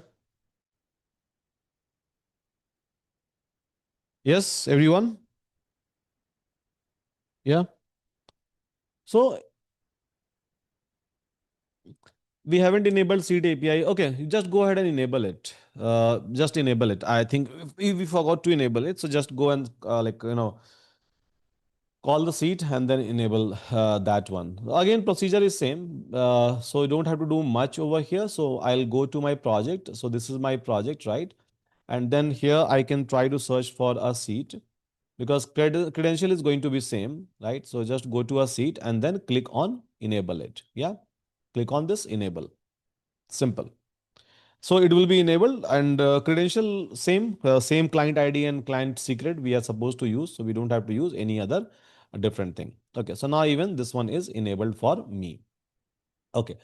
Now, so once this part is done, so once this this entire part is been enabled for me, then what we can try to do? So then we can try to basically convert this as a MCPs, which is again a standard approach. For example, when we create a API, right? So it's a standard approach, right? Just by following the standard approach, just by doing standard things, we try to convert anything into an API. So people have already defined that approach that there will be a function, and then on top of that, you have to decorate it with the particular path, particular route, right? And technically, when someone is going to call that route, eventually that function will be executed inside that particular route. That's the meaning of API, right, everyone? Yeah, that's the meaning of APIs, right? And yes, so post, get, put, delete, update. So basically, those things are defined to send a data or to get a data when we are trying to do a API calling. So this is just a procedure, right? So post means I'll send a data into a body. Get means I can try to send the data into a URLs or get a data into a URLs which will be exposed to the outer world. So these are just a method for doing a data transfer via that URL or that particular route. So ideally, if you'll try to understand, so this is like a how you can understand the API, which we have built a lot, right? Since the beginning itself. So we are dealing with the API. So we have a very good understanding or very strong understanding, I would say, in terms of creating the APIs part. Now, similarly, so MCP, I told you again and again since yesterday's class that it's just a set of rules. It's a protocol which has been defined for a LLMs. So if I have to give access of these tools which I have created or these functions which I have created, as of now, it's a function. It will become tool, right? It's also called as tool calling, right? So don't get confused when someone is going to coin a term called as tool calling. Tool calling nothing but function access giving to a LLMs. That's called as tool calling, right? Uh, so here, basically, pretty much standard approach by which you will be able to do the tool calling. So here, what we are doing, so we are trying to call MCP servers, right? And MCP type, tool, and text context. So these are two things which we are calling, and then we are calling our seat, Gmail, and a calendar. So from source.google seat, source dot Gmail, source dot calendar means these files src folder dot this one, and we are trying to just call seed, Gmail, and a calendar, as simple as this is just a alias, right? So that all of these functions inside this one and this one will be available, which we have discussed just now. Okay, so this is done, right? And this is going to help me out, and this is going to help me out in terms of now converting this as a MCP, right? Converting now as a MCP. So here we'll just try to load a configuration. Configuration means config.json file. So configuration that we have set for our Gmail, seat, and calendar, and MongoDB, and SQL system, NeonDB. Inside that we have a Postgres. So this is just going to load a configuration file and return json.load. So whatever we have inside this config, it is going to return it to me, right? All of this configuration. Now, once this will be done, right? So here we are doing a tool calling, or you can say we are trying to convert our, all of these functions to a MCP compatible things. And again, someone has already defined it. I just have to follow that way, as simple as that, right? So someone has already defined that this is how you can convert any kind of a function as a tool and expose it to the MCP server, just like a API. So it's a standard procedure. It's a protocol, right? Protocol means just a rule, set of rules. Someone has already defined it, and then I just have to follow that part. I can't do much over here, right? So we are just following that particular part. So here we are trying to create a synchronous function. So list tool function, this list tool, and then we are trying to create a object of servers. Of server is what? It's again coming from the MCP part. Yeah. So server is coming from the MCP part. So we are trying to create a server, means a backend, you can say, right? Backend instances or backend object, and then we are trying to decorate our function with this server so that it will be exposed to as a backend to a any other MCP client, basically. So my client is what? My client is Cloud. My server is what? My server is going to be this Python code, right? So my server will be up and running, and my client will be able to talk to it. Once I'm going to attach my client and server, we can say front end and back end, right? So this is technically a backend that we are trying to talk about and we are trying to build. Now async def list tool. So here it is going to return. So return what? So again, this is a tool. Inbuilt function we are trying to use this one, right? Which we have done as an import over here. So tool and name is read seat. Description we are trying to give that read data from the Google Sheet. Input schema, so type, object, properties. So spreadsheet ID, and then range, and then required ID. All of these input schema means this is something which whenever I'm going to query my spreadsheet. So this is something that I have to give as a input over here. So required spreadsheet ID and a range value. Now from where these things will come? So if you will go back once again, just one step back, right? So here, here you will be able to see that read seat data. What is required? A spreadsheet ID and a range name. So these two things are required to call this particular function, because technically this is just a normal Pythonic function, right? And if it is having some parameter, you have to pass that parameter. Without that parameter, we all know that that Pythonic function is not going to work. So in general, we used to pass it. In case of MCPs, my LLM will call it, and my LLM will try to understand, and it is going to pass a spreadsheet ID and a range name on behalf of me. I'm not doing it, right? I will just go and chat, right? I'll just go and chat with the LLMs. So LLMs will try to do those kind of things for me on my behalf, right? So here, if you will come, so this in required things are coming from your function itself, right? That okay, this is something which is a bare minimum one, which is required. And here, so input schema wise, so we are trying to like make it schema driven because this is what MCP requires. So here you have to define, okay, fine. So this is the input, this is the output. So spreadsheet ID type is going to be string, means whatever spreadsheet ID you are going to pass, type is going to be string, and description, the ID of the string is. So just for the LLM awareness, I'm giving this description over here. Now, whenever you're trying to put a range, so range type is going to be a string once again. Yeah. So I'm just trying to define that. Okay. So whenever you are going to pass a input inside the function that you have defined, you have to pass these two things, and this should be the type. So again, this is something that you have to define so that whenever your LLM is trying to call it, it will always, otherwise how LLM will understand, right? How my LLM will understand that what type of the data I have to pass. So particularly we are trying to define all of these things beforehand. Is it making sense, guys? How LLM will be able to understand like what I have to pass, and then descriptions we have given over here. And this is something which has been set for you, right? You can't do much. So see, this is coming from what? Your function itself. You have written a spreadsheet function, right? So maybe if you're going to write some other function, so obviously this required is going to change accordingly. Then inside this required, we have two fields. Now, what will be the property of those two fields? Because LLM would like to understand, right? As a human, you are going to take a decision. But when you are trying to just chat, so on behalf of you, LLM is trying to pass that information, right? So now to make my LLM understand that, okay, I consume or I take this kind of an input, specifically you have to define it, right? That's a definition we are trying to give. If I would have written integer over here, and if it is taking a string, it is not going to work for me, right? It is like my LLM will not be able to, because my LLM will try to pass integer, and then there it is expecting something different, and then it is going to crash, right? So here this is like for one of my tool, read a spreadsheet, right? Read a spreadsheet. Now write a spreadsheet. Now if you'll go and check my spreadsheet function over here, so read is one, right? Right. What it is taking? It is taking three arguments: a spreadsheet ID, range name, and a value. Three things it is trying to take my write spreadsheet. Now if I have to expose that as a tool, right?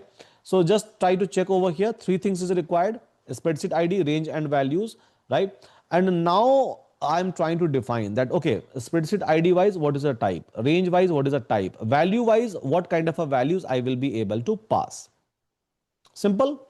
So same as previous one. So whatever input of your tool that you are trying to pass, you have to define, right? You have to define inside the input schema. I think this is where the pydantic things comes into picture. Pydantic meaning is same, right? In case of pydantic, and nowadays, like whatever new things you are able to see inside a Python, so everyone is trying to make it pydantic compatible so that it will be able to do a schema check or data type check beforehand. So similarly, we are trying to see even this one. That tool always says that whenever you are trying to expose something as a tool, all that's completely fine, but you have to give this bare minimum requirement to me, right? And this is not something which I have defined. No, if you'll go inside this tool library, MCP official library, you will be able to find out this nomenclature. You just have to follow it. That's it. As per your function. So here I'm trying to just follow it up as per my function. That's it. Nothing different I'm trying to do. Then there is something called as append sheet, right? Now just go here, Google Sheet, and then look into your append sheet function. What is taking? Three things: a spreadsheet ID, range name, and values, right? These three things append sheet is trying to take. Okay, that's cool. So what I can do, I can try to again define these three things it is trying to take, and what is a type of those three things. So like a spreadsheet ID, range, and values. So this will be for a append sheet. Okay, fine. Now get sheet info. So again, I'll go and check. So what kind of a function I have defined? So get sheet info. It is taking just a spreadsheet ID. Just a spreadsheet ID is required for this particular function. Now to expose that as a tool, right? So I have to give only a spreadsheet ID, and what should be the type of a spreadsheet ID? I'm just trying to define it. Yeah, simple. Now similarly it goes for a mail basically, right? So we have a list mail function. So if you'll go into your like a Google email.py file, so here you have list email you have written, right? It is taking two things, maximum number of queries and queries basically inside your Gmail. Uh, inside this Gmail you will be having. So same you are going to define over here if you are going to expose that as a tool. So list email, fine. And then it is going to take like a, property wise, it is going to take maximum result and then query. So this is something that it is going to do it. Required, I think I have missed, or maybe yeah, I think I have missed for that. So maybe I'll have to rectify that part. Now, same thing, right? List email, get email detail, default. Yeah, so basically I could have like a pass that one. That's completely fine. We have a default argument over there. So maximum result by default it is going to take 10. But let's suppose I would like to like get 50, right? Or maybe a 60. So from the same function. So in that case, I will not be able to run it. So by default, we are trying to pass these two, but it's better to parameterize it. I think I forgot to do that. Maybe I'll do it. Yeah. So as a parameter, by default it is taking like these parameter as we can see over here. So default is 10 and default is equal to blank string in this particular place for a query and a maximum result. Now get email detail. So now here again, so get email detail, this function. So it is taking just a message ID. So same thing I'm trying to follow inside a MCP server.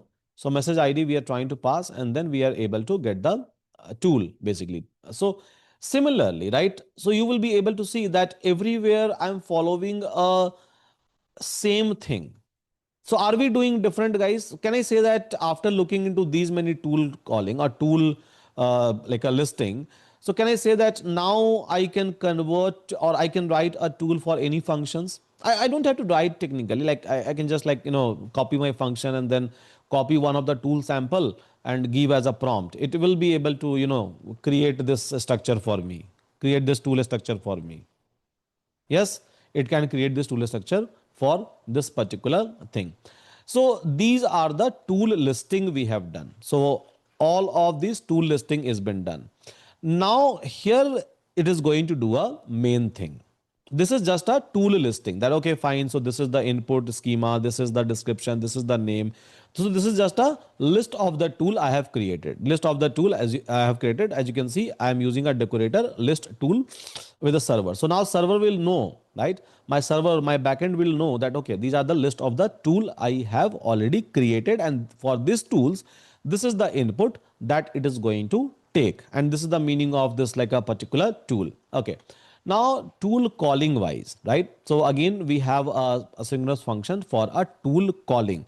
Now here you are going to define, right? Here you are going to define that for which tool, right? For which tool, which function will be actually called. Means here you are doing a binding, basically. Binding between what? Binding between the function that you have. So let's suppose inside this we have so many functions. Inside this we have so many functions. Inside this we have so many functions. So in case of tool listing, so we just while looking into those functions, I have defined the properties that, okay, this is the input, this is means kind of a skeleton we have already created. Now calling wise, here we are doing the actual job. So where it is going to bind my list of the tool which my server understands versus the function which is available to me. So here one by one, I'm trying to call, this is my tool name. This is my tool name. So this is a read seat. And if you will go and check over here, so this is my own name that I have provided. You can try to give whatever name that you want. My name, your name, doesn't matter at all. Right. So read seat I have provided, but how read seat will try to understand, how read seat will be able to understand that which function I'm supposed to call. So this is where we are trying to do a binding. So if name is equal to read seat, right? So in that case, do what? So in that case, try to call from this seat, try to call this function. Now this function is available where? This function is available inside my Python file, right? Google Sheet Python file, basically it's available, and it is taking what argument? Two argument, a spreadsheet ID and the range. So these are the two things which it is trying to take, by the way. So a spreadsheet ID we are trying to fetch, and then we are trying to provide a range of it as an argument. So this is where the actual call is going to happen. But just understand, right? Just try to understand. MCP means what? My LLM is calling, right? So first of all, LLM will, so whenever you are going to write some English, sentence, LLM will try to check that which tool is basically fit for this job. Yeah. So just by looking into these things, it will be able to understand that, okay, which tool I'm supposed to call. So I'm giving like a 1020 tool access just in this seat itself, right? I think it's a 13, right? So 13 tool access I'm trying to give. So just by looking into a list of tool, LLM will now decide based on your query. LLM will decide that, okay, this tool I'm supposed to call. Now when it will be able to decide that, okay, I have to call this tool, then I have to call, tool means what? Actual function, right? Actual function I have to execute. Then it is going to execute this actual function from here. So it goes always to a tool list. It will check that, okay, this tool this time, this tool this time, this tool this time. And once it will be able to take a decision, then it comes here. Then it comes to the calling part. Is it making sense how LLM is going to work internally, how LLM is going to behave internally? Yes, everyone? Yeah. So how internally it is trying to like a do. So first LM will try to understand my language, and then it will try to check what and all tools are available as per my query, and or maybe not available, right? And once it will be able to make a decision, then only it will come to the calling part. Otherwise it will never come to the calling part. And when it will come to a calling part, it simply means that executing the actual function, right? So if I have to send a Gmail, if I have to check some data inside my seed, or maybe fetch some data inside my seed, calendar event. So basically this can be done by the actual function which I have written, right? So actual function execution need to be called. So this is where called as tool calling, right? Tool calling. So as you can see, now it is calling the actual function, and this is how we are like binding it, right? That, okay, fine. So if my LLM has decided that we have to call this tool, then eventually it should execute this function, a read seed data function. If it has decided that I have to write something into the seed, then I have to call this particular function, right? This particular function eventually. And LLM is going to create all of those argument and parameter as per my input, and then it is going to basically call it, right? It is going to basically call it, as simple as that. Now, so again, for this tool, this tool, this tool, so one by one, one by one, one by one, so it is going to like based on the LLM, it is going to just fire that function.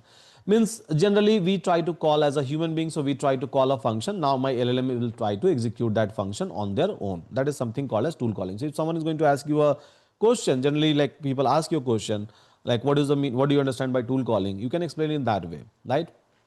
So all of this tool calling is been done over here, right? All of this tool calling has been done over here.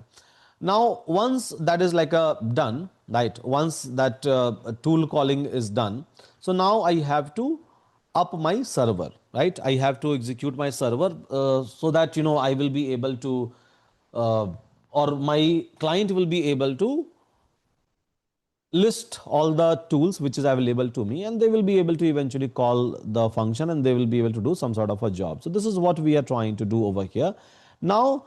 So there is something called as SSC, and there is something called as studio means standard input and output. So let's suppose if I'm trying to do some testing in a local system, or maybe if I'm trying to use a MCP inspector in my local, if I'm trying to fire, so in that case I can try to use a studio, right? Studio server. Studio means basically standard input output. And over in that situation, basically I have to configure in this way. Let's suppose if I have deployed my service on some cloud platform, right? So in that way I will have to call SSC, right? SSC. And I have to just do a little bit of modification in terms of converting my MCP servers into a SSC, and I can just deploy it somewhere, and I will be able to get SSC URLs, and with the help of SSC I will be able to call it in a platform, in a place which supports SSC MCP, right? So testing wise, I can even do a testing in Postman that supports SSC kind of a testing. But yeah, so calling wise, I will be able to call it if some framework supports that kind of a SSC. So people are exposing it. Almost every LLM provider is now trying to work on that, and they are trying to give you a tool calling, or they are giving you to attach your own connector or MCP servers. So almost everyone is working on that.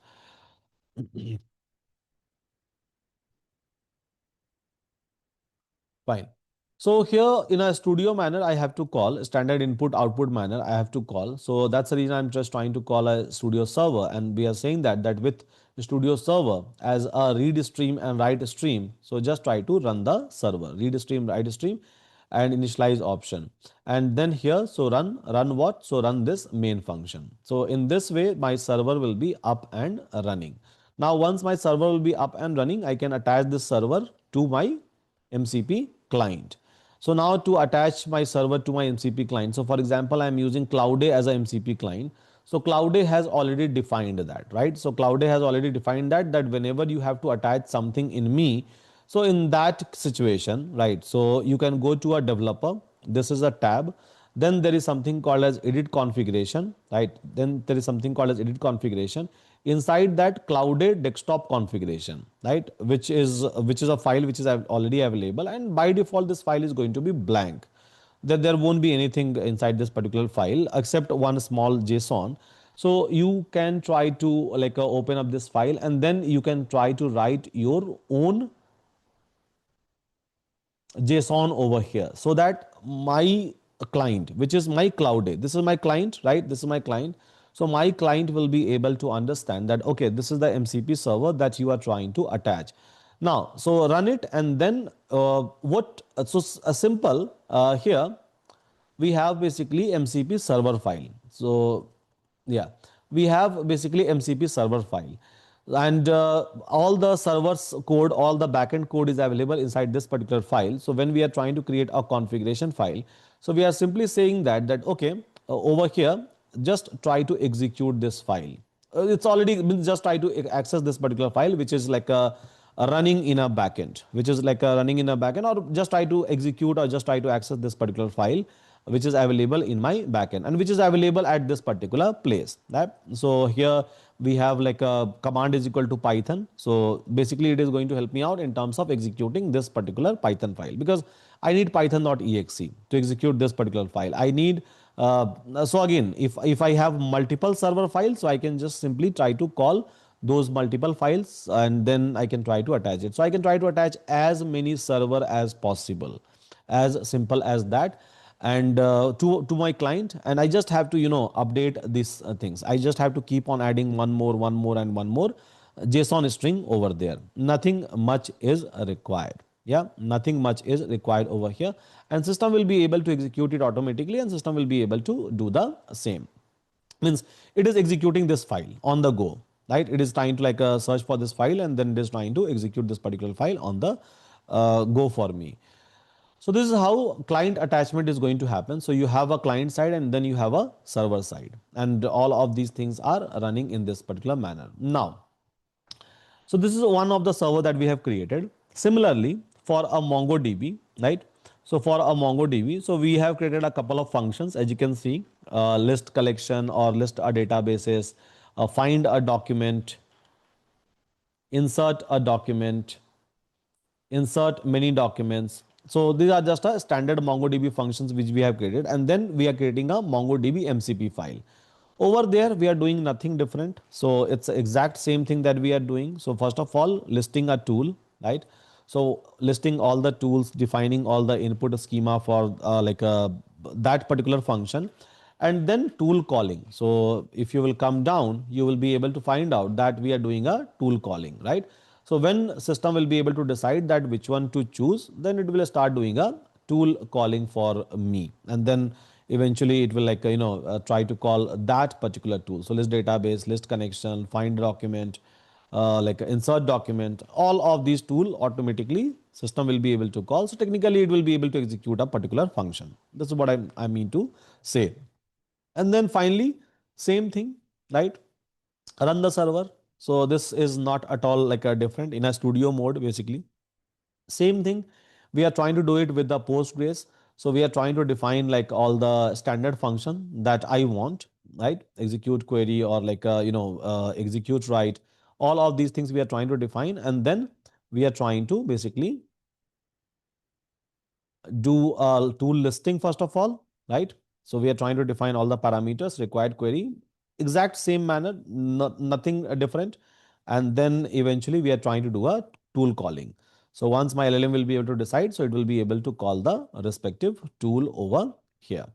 So code looks like repetitive after like writing one or two tool calling and listing of tool.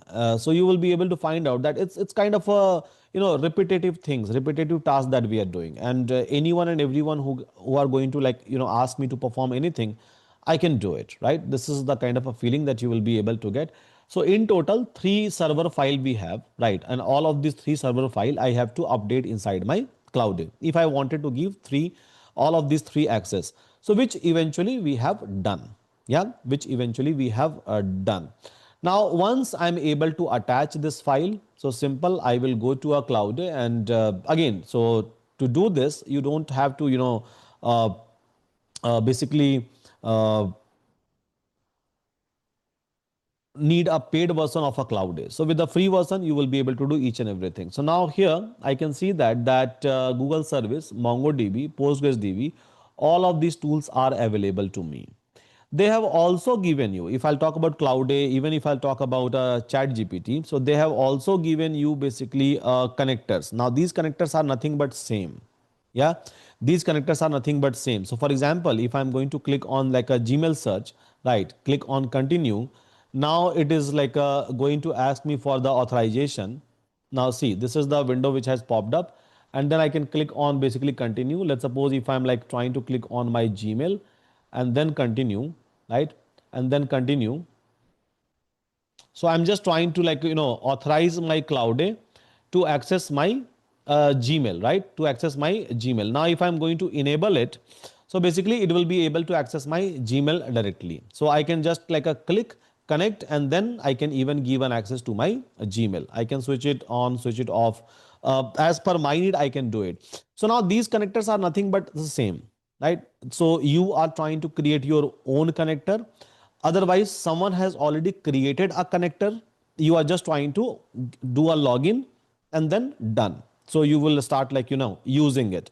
So nowadays, everyone, so this is where the standard MCP approach comes into picture, and they have not done anything. So whatever you are doing here, they are doing the same thing. So, but what is the reason we are trying to like learn all of these things? Because uh, let's suppose I have my own like a database, I have my own system, I have my own file system. So obviously for that, no one can create like a generic connector. So in that situation, I can just follow the approach, and then I will be able to create my own connector. Otherwise, they have already given you a lot of like a connector. So you can try to click on add connector. So many connectors you will be able to find out. Yeah, so many connectors you will be able to find out which they have given, and soon you will be able to see that uh, they will be adding like a more and more over here. Yeah, more and more. So let me disable this Gmail. Yeah, okay. So the other connector which is available to me, now I can just go over here, and then I can start chatting with it, that give me all the mail that I have received today. Yeah. So if successfully I have connected each and everything, so it will be able to decide, and it will be able to like see, it is like a calling list mail, right? So it is trying to call basically this list mail, and all of this information you will be able to see, like what is like things that it is trying to technically do. So yeah, AWS India auto charge 15K, from AWS Web Services timing is this one. So your AWS account has automatic payment enabled, but invoice amount greater than 15K. So this is one of the mail. Then this is the another mail I have received. This is the another mail that I have received. And if I'll go and verify, so yeah, these three mails I have or four, one, two, three, four, right? Yeah, 15K it is able to fetch. This one it is able to fetch. This one it is able to fetch. So it is able to successfully fetch my email ID, or it is able to fetch my email information. Very, very simple, right? Okay. So tell me my calendar schedule for tomorrow. Yeah. So maybe it will try to check my calendar. So tomorrow it is automatically able to understand because it's a LLM, right? That's the beauty of LLM. And it is trying to call list calendar events. So first it is trying to check that whether there is some like calendar events are available or not. and step by step, right? So it is trying to like call calendar ID is primary, time maximum result is equal to 50. So these are the parameter it is trying to send, right? Because these are the parameter which is required to execute my function, and then this is the response which I will be able to get. So based on the calendar check, you don't have any event scheduled for tomorrow, November 3. Your calendar appears to be clear for the day. Now, yes, if I'll go and if I'll try to check this email ID and if I'll check this calendar, so there is nothing over here, right? There is nothing over here for like a 3rd of November for attached with respect to this particular email ID. So yes, it is giving me a good response. It looks like, right? Uh, Add my name Sudhanshu and age or maybe like phone number this to my Google Sheet. Yeah. So let's see whether it will be able to add it or not. I will add your name and phone number to a Google Sheet. However, I need to know which spreadsheet you would like to me to add. Can you please provide the spreadsheet ID from the URL or name link or the Google Sheet? Okay. So whatever like a sheet that I have, so maybe I can try to provide that information and then it will be able to add it. Spreadsheet ID, I told you, right? So there is a URL, and in that URL you can try to add. So maybe I can create a new spreadsheet. I can try to provide this URL spreadsheet ID from here. So I can say that this is my spreadsheet ID. Use this. Fine. So it is looking for an input and then get seat information. Okay. So it is trying to call this function spreadsheet ID. Okay. So always allow. So I can click on always allow. Seat is currently empty. I will add the information which headers for the clarity. So always allow. And see, immediately it has added name, phone number. Name is Nanshu and then phone number. So how easy our life became, just imagine, right? Just imagine. So our life is literally very very easy if we are using such kind of a system. Means I'm able to talk to my Gmail, I'm able to talk to my calendar, I'm able to talk to my spreadsheet. Technically I'm able to talk to the entire digital world. That's a beauty that we are talking about over here, right? So technically we are able to talk to the entire world. So whatever system solution which I'm using from morning till evening, I can just access it on a chat. Yes. Yeah. So that's a beauty of a MCP. That's a real power of a MCP that you all will be able to find out. So see, uh, pretty much amazing, right? We had never imagined like a couple of years back that we will just chat, we'll just talk, or maybe I can enable it by the speech because Cloud gives you that option, right? I can try to give an input as a speech in my own language, maybe Hindi, English, or something, right? And then I will be able to communicate directly, and it will be able to do it for me. So that is the power of this new technology or new protocol, you can say, MCP, by which I'm just like a chatting to my LLMs, and then my work is going on, right? My work is like a going on. Uh, if I have to generate some sort of a reports, right? Maybe I'll just say that like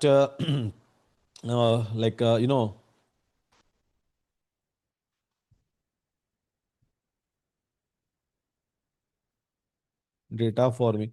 Okay, so I'll just try to add couple of data inside my seat, and then I'll say that try to generate, or maybe I can just say that try to look into my database, or I can say my SQL database because I have already given access to it database, and give me all the tables details. Yeah, so give me all the tables details.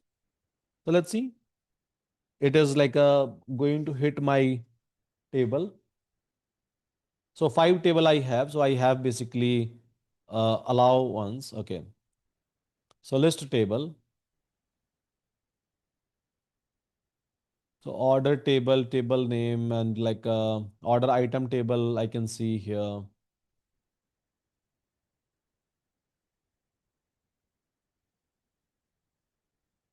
So I'm able to talk to my like any system. Simple. Five system I have already shown. I'm already showing you, right? If I can talk to my five, and that is my personal system, right? All my SQL, Mongo, and all those like a Gmail and everything. I can talk to entire world. I can talk to 5,000 system as well in a similar manner. Yeah. So let's suppose I'm a manager. I'm like going to wake up to every morning and then I'm looking for a report, right? So obviously my data will be available somewhere, maybe into a seat, maybe into a Gmail. I can just chat. So in a morning, sitting in a bathroom, and then instead of checking my reel, what I can do, I can just chat to my my LLMs, and I will be able to get update of my calendar. I will be able to see all the reports. Whatever I want, I can see it. Simple. So these are the table which I have. So basically, I have an order table playing with the neon, and then we have a product table, right? We have a customer table. So I'll just say that look into my order table and prepare the full graphical based report for me and all the data analysis and summary. Okay, so it is going to like show me the report or whatever I wanted to know, like what was the revenue yesterday, what was the sales yesterday, right? What is the total number of customer which I have acquired, who has done what, who is the top customer. So as per my data, as per my business, I will be able to search anything. I can talk to my database. I don't have to aware about a SQL query. I don't have to even go and ask my junior that prepare a report for me, right? And I will be able to get all the insights, and that too in a real time, on the fly. I will be able to get all the insights. So I don't need someone to create a report for me, right? So now I simply said that create a graphical thing. See, it is writing a CSS, right? LLM is writing a CSS, and I will be able to get everything in a beautiful graph format in next like a 2 minute itself. And if I'm going to ask my junior to create a Power BI or Tableau report with this, the kind of a beautiful report it is going to produce, they won't be able to do it. They will take time. I mean, like they will be able to do it, but eventually they will take time. Now here, everything is under my control. I don't need anyone inside under me. Yeah, so in this way, if you can see the future, right, that what AI is capable of like now, just in 3 year itself, and what AI will be capable in next decade. So yeah, see report highlights, and yes, this now, if I'm going to ask a data analyst to prepare this kind of a report, this kind of a beautiful UI based report, graph based report, and that on a daily basis, it's a kind of a job for them, right? It's like I have to pay them like a huge amount of salary to them. Yes, maybe I can just schedule the report and I don't have to even come and ask the same query again and again. It will be able to give me like a report, and that too without any mistake, right? Just by looking into the data. So total order was this much, total revenue was this much, average order was this much, highest order is this much, right? Revenue by customer. So Alice Jones, he has, because I have asked that in my question, right? Revenue distribution by city. So New York is has done basically 54% of the revenue, 1,500 rupees, and Chicago has done basically 450. I'm just like my data is in rupees, or maybe you can say just represent that in dollar. You will do it in dollar. 450, 16.4%, then this is 29.1%. Order timeline is this much, right? Sales product by category, so I can try to observe. I have not even asked this one. I just asked like LLM that okay, give me like everything, like data analysis and summary. I have just like if you look into my language, it's a very vague language, right? It's a very generic language which I have given, but still I'm getting so much, right? And if I'm going to ask for the specific things, it will do it for sure, right? So top selling product, I'm able to get it. A detailed order information, I have to get it. So even if I have to do it in my like a by writing a pandas, it will take some time for me, right? And it's kind of a redundant job for me. Every day I have to open up a laptop. Now I just have to open up my mobile and like bingo, done. I can do it. Key highlights. Okay. So before going into a meeting, so I will be able to get all the heads up over here, and I can go to a meeting happily, right? I will be having an edge.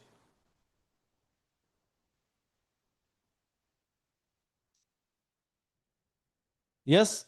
That is a, so this is what I wanted to show you actually, right? So that what AI is capable enough, what AI is able to do it. Hope all of you are able to get a good demo, and all of you will be able to write inside a resume that I have created 500 MCPs. I have created MCPs for sales team, HR team, this team, that team, my manager, the managers of manager, their director, all those like story build up. You will be able to do it now, right?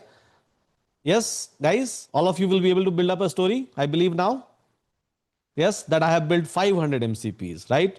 Just mention, not 500, just mention that I have built 177 MCPs. And mention that number into your resume. Then you will get a call. When people will say, okay, wow, you have built 177, people will be amazed. Because see, there is a AI, right? And AI is real. There are many like argument that, AI will not do anything. It's just a hype. See, there are two sides of it always, right?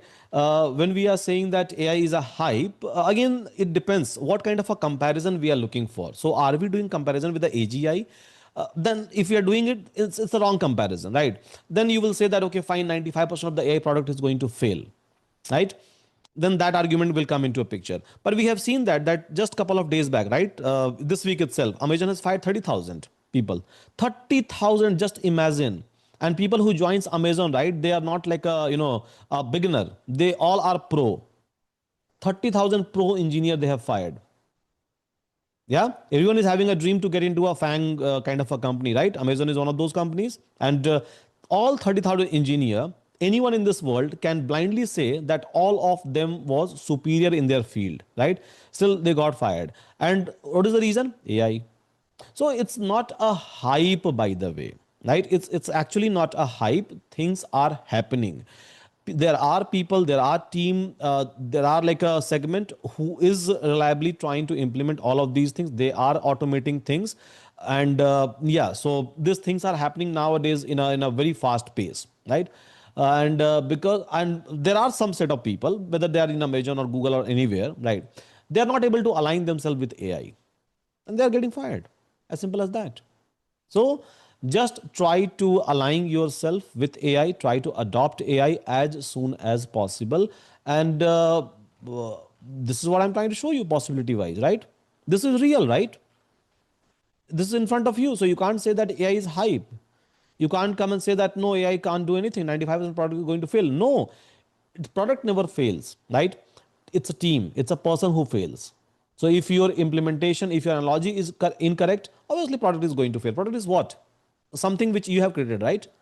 So if you have created or with the wrong assumptions, if you have created with the wrong speculation, obviously it is going to fail, right? It was meant to fail always since the beginning itself, since inception itself.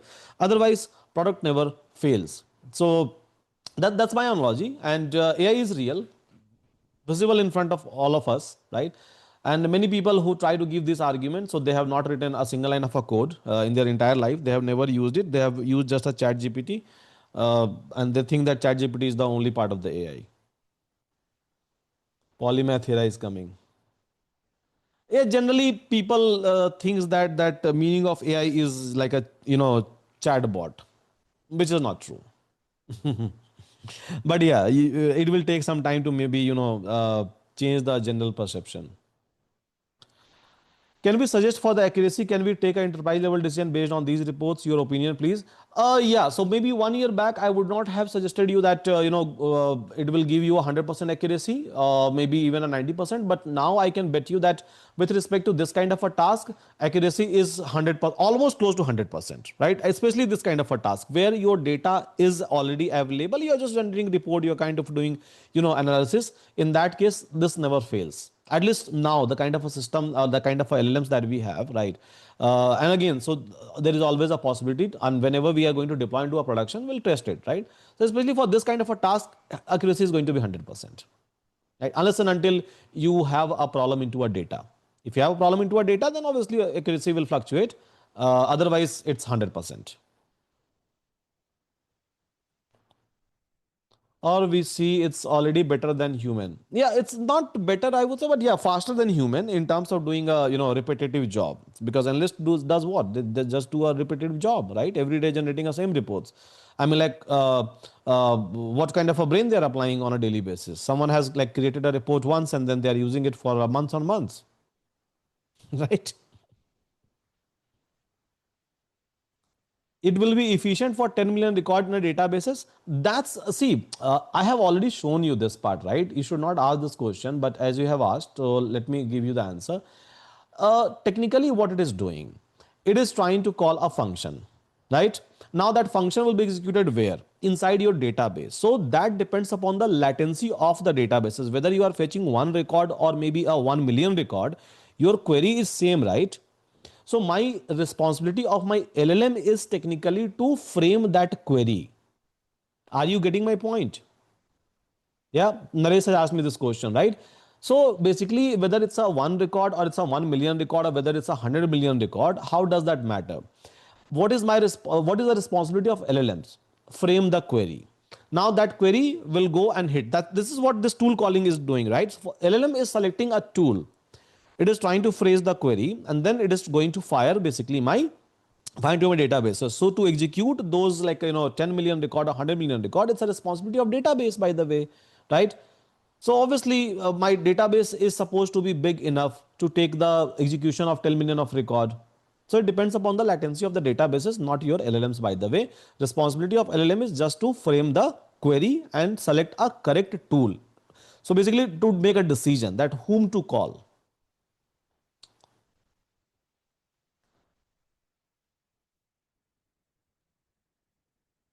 How to run a project with my credential, it shows need a permission for a spreadsheet. I don't think that. Just go inside your Google, this one, mm, search for a seat and then Google Sheet API, enable it. So in that case it will not look for the enable it. So by default this won't be enabled. Enable it. So seat, email and calendar, all three. And credential is same, client ID and client secret is same for all the client's ID and client secret that you have created. Then you can go and talk to it. Mohammed is asking that it is possible to achieve MCP where the platform does not support connectors, how we have in Cloud Day. See, the thing is that platform should support the connectors. Otherwise, you will have to use maybe a URI kind of a system. So where you have your own LLMs and then you are calling through a SSC or a Studio. That is also possible. That is also possible because even like many platform, LangChain, LangGraph, all of these things allows you to plug your so here we are using a Sonnet model, right? As you can see, here we are using a Sonnet model from a Cloud Day. So we are using LLMs. Let's suppose I wanted to use maybe a URI model. That is also possible. It's fine. I will create my own UI interface. This kind of a chat interface, and then it will be like doing all the task and job for me. That is also possible. In that way, you can call the MCPs and you can achieve it.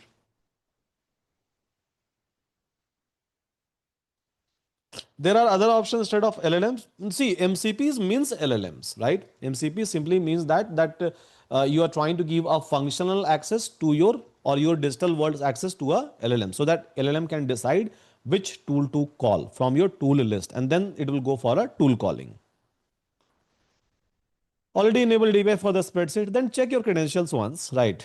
Test it a little bit, maybe try to do some sort of a bug fixing. You will be able to do it. Yeah, it's not very different. And check if you're not, just check like you should not use my API. If you're using my API, then obviously it is not going to work for you. So hope it is a good demo for all of us. We all are able to understand again the power of AI, which we are trying to understand since last 3 months, right? And yeah, so you can try to like just try to implement these MCP things, guys. Just try to implement these 5 things. Try to execute it with your own credential. Believe me, you will feel literally happy. You will feel literally happy, and then you will be able to understand the real power of MCPs. That okay, this is what AI world can do, and this is how beautiful MCP can be. Right? MCP can be. Uh, and then like build as many MCP as you want. Yeah, so simple. So just try this out, and if you are facing any kind of a issue, so keep on pinging each and every one, even me, so that we can fix. Because with code you will not face any issues. Only with credentials you are going to face the issues. That's it. right? That's it. Anyhow, we have solved a lot of like connectors issues yesterday itself. So you can try to check. Now things are very easy to implement with AI. It's actually very easy. Yes, it is easy. Yeah. So just look into it and then come to a next class and then let's have a, so next time I'm going to discuss A2A protocol, agent to agent protocol. So how agent and agent can communicate between each other. They can try to, take a decision among themselves. Just like we as a human being, we talk to each other, right? So agent to agent protocol is similar to that. So like talking to a multiple like a human being. So similarly, so agent will be able to do a communication between each other, that you do this, then you will do this, then I will do this, kind of a communication, and it is going to achieve a particular task. So that is something which I'll discuss. I'll be discussing on a Saturday's class, by the way. So next class agenda is going to be that one. So fine, guys. With that, thank you so much. Nothing much to discuss. Code is already available inside your dashboard. Just try to execute it once, and you will enjoy it. You will enjoy it, and you can write that directly into your resume. Simple. Like I said, I have created 177 MCPs. Simple. Is there a use case where we can use a agent and MCP together? Yeah, obviously, agent can call MCP. See, MCPs are nothing but a exposed tool, right? Exposed tool.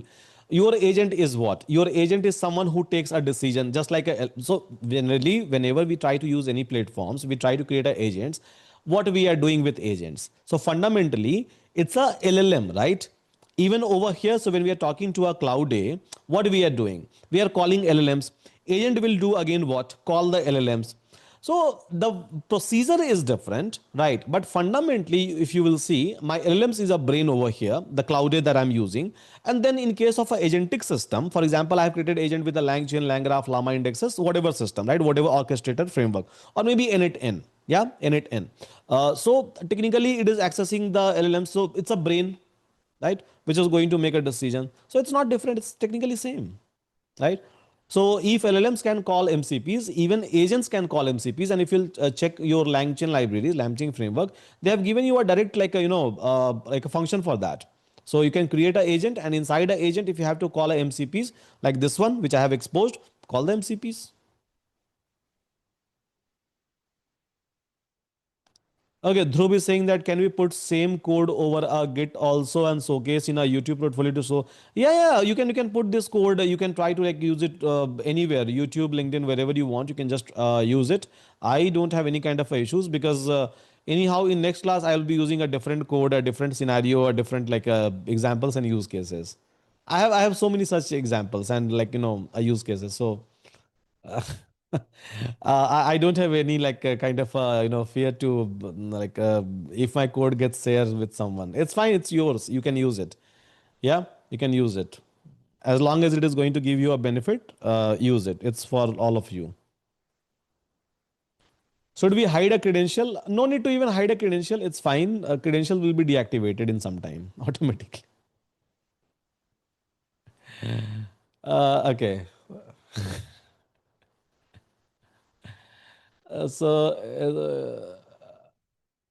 Please don't put on YouTube otherwise competition बढ़ जाएगा, यही नहीं सोचना चाहिए, competition बढ़ जाएगा. In this on this planet there are 8 billion people exist, right? 1.5 billion exist in India itself, right? Do you think that if you are not going to share something with the entire world will not be aware about it, right? So you should actually share as much as you can, whether it's an opportunity, whether it's a knowledge. So just try to share, just try to distribute as long as possible, because maybe if you are not doing it, but there are like a lakhs of people or maybe millions of people who are already ahead of you. So if you are not doing it, basically you will not be even able to connect with those kind of a people. So if you are going to level up yourself, if you are going to expose yourself, obviously, so on that level, even similar kind of a people will come into your circle and they will be able to connect. This is how universe works. अगर आप बैठे रहोगे कुआं का मेढक बन के तो फिर कुएं में रह जाओगे, कुआं से बाहर निकल नहीं पाओगे. Oh, I always get to learn with you. Okay, thank you. Created my own credential and updated in a config.json. Great. Okay, fine, guys. Just run it, and then maybe if you are facing any kind of a issue, so maybe two, three guys can sit together. This is Sunday, right? So two, three guys can sit together and then try to fix it, because the only issue that you are going to face is with respect to credential. I have already told you to create how to create a credential. That is also a standard way. So again, I don't think that any one of us will get an issue, but yeah, if someone is facing an issue in a group in terms of execution, maybe you guys can sit together over a Google Meet, right? That's the reason. So we have a group, a WhatsApp group, and try to just like solve the problem of each other. This is how you will learn, because if you are going to ask me to solve a problem like yesterday, I can do it. See, I can do it for everyone, right? But in that way, you will not learn. So just try to learn. Yeah, Uday, what is your question? Go ahead with your question. Uh, am I audible, sir? Yeah, you audible. Yeah, tell me. Actually जैसे हम लोग जो apps बनाते हैं, Hmm. यहाँ पे हम लोग क्लाउड डे यूज कर रहे हैं। Hmm. ऑल्दो ये क्वेश्चन पूछा था अभी किसी ने। Hmm. बट सर जैसे हम लोग जो कॉर्पोरेट में हम लोग एप्स बना रहे हैं, उसमें Hmm. अगर वहां पर हमको एमसीपी कॉलिंग होनी करनी होगी तो वो हाँ, तो कनेक्टर्स लैंगचेन तो और लैंगचेन वो आप सब। नहीं नहीं, ये तो सेम रहेगा। यहाँ जो था बैकएंड आपका सर्वर पार्ट जो था वो सेम रहेगा, उसमें कोई डिफरेंस नहीं आएगा। जो आपका क्लाइंट साइड है ना, आप सिर्फ क्लाइंट साइड चेंज होगा। आप क्लाउड की जगह किसी और चीज को रिप्लेस कर रहे हो, तो क्लाइंट आप बना लो, आप लैंगचेन यूज करके या उसके एपीआईज यूज करके जो है, और वहां पर अपना आप कस्टम एलएलएम एक्सेस दे दो। कोई भी एलएलएम मतलब यूरी का एक्सेस दे दो, या फिर ओपन ए का क्रेडेंशियल वहां पर आप दे दो, या जेमिनाई वहां पर दे दो। That's it, simple. वो पार्ट के अगर आप एसएससी करके कुछ बोल रहे थे, राइट? हाँ, बेसिकली एसएससी करके होता है, ठीक है। अगर आप डिप्लॉय कर रहे हो तो with that you will be able to call. और बेसिकली एसएससी का मतलब ये होता है कि वो भी एक प्रोटोकॉल है, उसके जरिए हम लोग जो है अपना सिस्टम वो एक्सपोज कर रहे हैं बेसिकली, ठीक है। तो ओके। एसएससी का बोलता होता है server sent event. So basically कोई भी सिस्टम जो है वो कहीं अगर मेरा चीज एक यूआरएल पर होस्टेड है, तो उसको हम कॉल कर रहे हैं और उसके जरिए जो है हम उसको एक्सेस दे रहे हैं। That's it.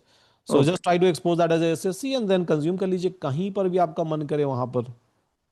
ओके, तो लैंगचेन एसएससी में क्लाइंट Yes. साइड के लिए, क्योंकि सर्वर साइड तो सेम रहेगा, हाँ, क्लाइंट सर्वर साइड साइड के सेम लिए। रहेगा। अगर लैंग चेन में आप एजेंटिक जा रहे हो, तो एजेंटिक में फिर आपको सर्वर साइड में भी आप एजेंट डाल दो वहां पर, और एजेंट के थ्रू आप कॉल कर लो। That is also possible.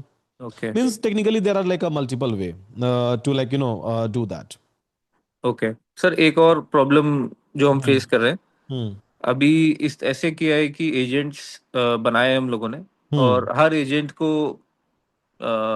ऐसा है कि अलग अलग जो इंडेक्सेस हैं हमारे हम्म। वेक्टर डेटाबेसेस में, हम्म। वो हमने एज अ टूल एक्सेस दिया हुआ है। ठीक है, ठीक है। अब समटाइम्स ये होता है कि क्योंकि हर एक एजेंट को अलग अलग इंडेक्स दिया हुआ है, तो हम्म। क्लाइंट समटाइम्स बोलता है यार ये वाली क्वेरी तो कॉमन है दोनों जगह।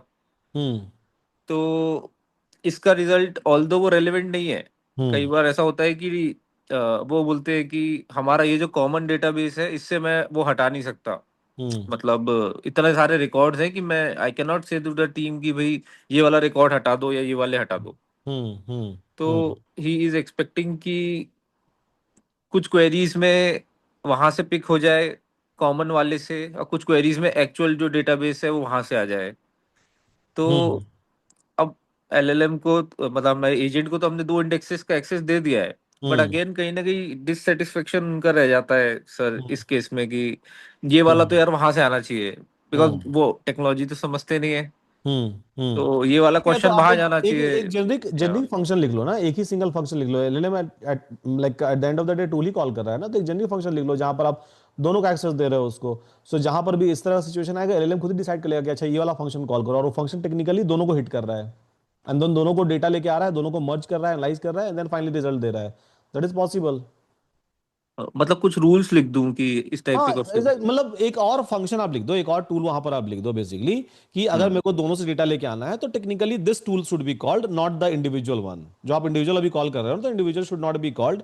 और इन दैट केस वो दोनों से दोनों डेटा लेके वो टूल ही लेके आ जाएगा। एट द एंड मेरे को करेक्ट डेटा ही चाहिए ना दोनों से मिला के, ठीक है। Right. So that can be done with the help of tool itself. आप टूल ही चेंज कर दो ना वहां पर। Right.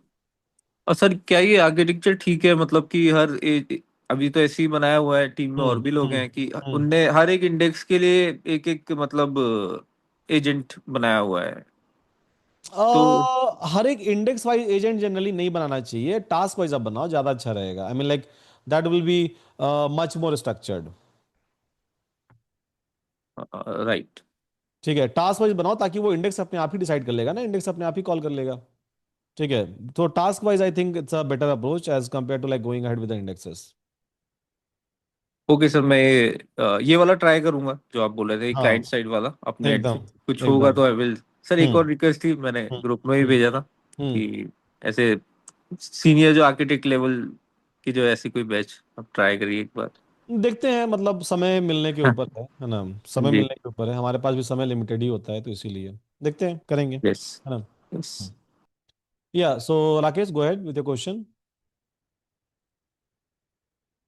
Yeah, sir, actually, I missed a 15 to 20 minutes class due to hmm some technical glitch now. So hmm maybe you have explained these things, but I missed something. Can you share your screen on the and share the code where you are just writing the tools okay, and so writing a tool, so which tool, Gmail seat और any anything? any any tools and go to the if else condition where the LLM is calling exactly. Okay, so basically you are talking about the server part. Right, yeah. Hmm. So This just one. wanted to ask, sir, yeah, any if else condition, Fine, just this one. suppose Let's go. we are talking about a 233, line number 233. Okay. Hmm. So, line number two. So here, how LLM passing the get underscore seat underscore info value actually? How LLM is passing get underscore seed underscore info value. Okay, this is where I think you have not missed in a beginning. You have missed something in the middle. This is what I told you, right? So list tool. So this is the reason. So we are trying to create a list of the tool. So LLM will not call a tool directly. So it will first of all come and check from a list of the tool, and this list of the tool we have given over here, right? So once it will decide that okay fine, so this list of the tool will should be called, then it goes here, then it try to check okay fine, so which function we have to execute and where that tool name is in a if else condition. This is how Okay, so LLM. according, okay, understood, sir. Yes, Hmm, yeah, hmm. I missed in the between only. Yeah, You because you have missed I in told between you. because I have explained that in between, right? So it never calls a tool directly. It's technically check from the list that okay, fine, these are the tool access I have. Now, which tool will be suitable? Now, once it will decide that okay, append seed tool is suitable. So technically, we have to call an actual function, right? Actual function will be called here. See, this is the Now, actual function, right? So we are calling it. But yeah, so okay, it's coming from after like a listing from the tool listing. okay. So then my question is arising in the above Hmm. in the tool itself. Okay. So how the LLM is deciding if suppose we have We have created given a a we have given a description over here, right? We have already given a description, so it is trying to understand a description. That's the reason. So in a tool, there is a provision of giving a description. Everywhere we have okay, given descriptions, right? okay, understood, sir, understood. Yeah. Clear all And these things. LLM is very good with the languages, right? Understood, sir. Yeah. One next question, sir. Yeah. Actually, two to three questions. Ready to wrap- very small questions, but two to three questions. Yeah. So, how if suppose I have created a multiple APIs. Hmm. In a different technologies, right? Hmm. So if I want to call that APIs from this, Hmm. LLM. Yeah. Do So, it. Do it then. okay, Simple. so See, API is what? API also you will try to bind it.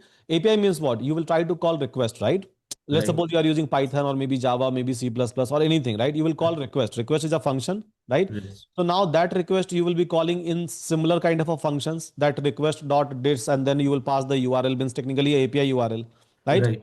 You are going to post request or maybe get request or put request or delete request you are going to do. Yes? Mhm. Yeah. So that will Yes. come inside the bind up inside the function, this kind of a Okay, function, okay, okay, right? okay. And then if you have to expose that to the server as a MCP server, then what you Mhm. will do? You will follow the exact same procedure, right? Okay, within the tool we can like So we so can so describe here the APIs, right? so you will no, you will describe the like basically nature of the tool, right? And this tool, so whenever system will decide that okay this tool should be called, it will call technically a function, so that will be fall under this if else tool calling function. right? So first of all, listing of the tool, then tool calling. So first of all, LM has to decide, right? So which function I'm supposed to call. Correct.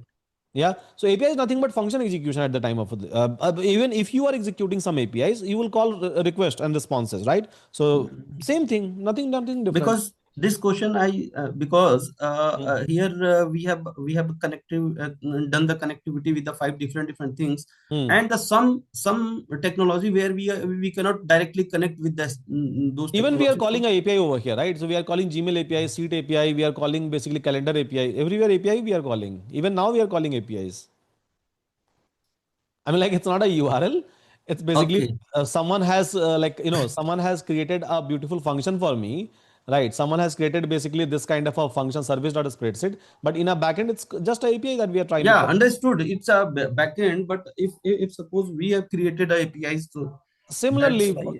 create a function. Your function will be doing a request to that particular URL, post get request, post get put, whatever request that you are doing, right? And function will return something. So technically, it will become a function, right? Now, if it will Right. become a function, you have to bind it in the similar way to your server, to your MCPs. Okay, sir. Okay, understood. I will try that one. Yeah, yeah. And the next question is, sir, like a cloud A. Cloud Hmm. A, can we use this one for a production? Obviously, you can try to use it for a product. I mean, like it's not a matter of using it for a production or not. It's your local client, right? It's your local client. So wherever you need a kind of a system where someone can chat, someone has to get a tool access. In that situation, you can try to use it. Otherwise, create your own interface.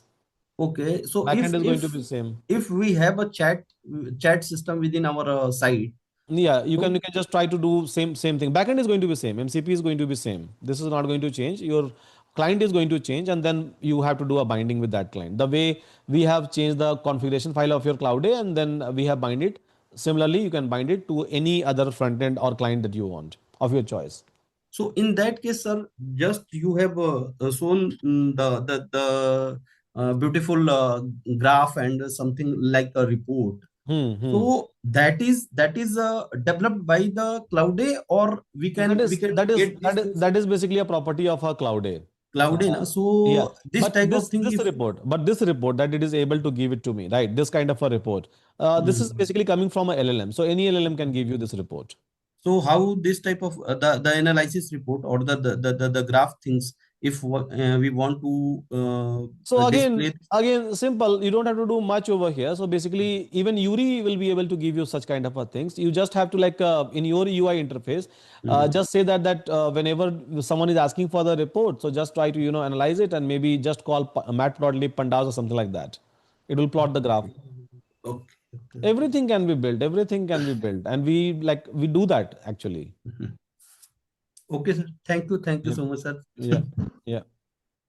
Okay, Dhruv, go ahead with the question. What is your question? Yeah, hi sir. Yeah. Yeah, this was a really great example that today you given, and it is Mhm. really practical also.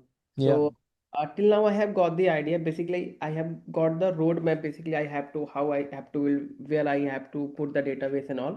The Mm-hmm. question is about again data itself. So right now so my purpose is simple as of now to build sales and support kind of system for my company as a Hmm. you can say as a project and all. So Hmm. that's what I'm just trying initially instead of Hmm. going anywhere else. Okay.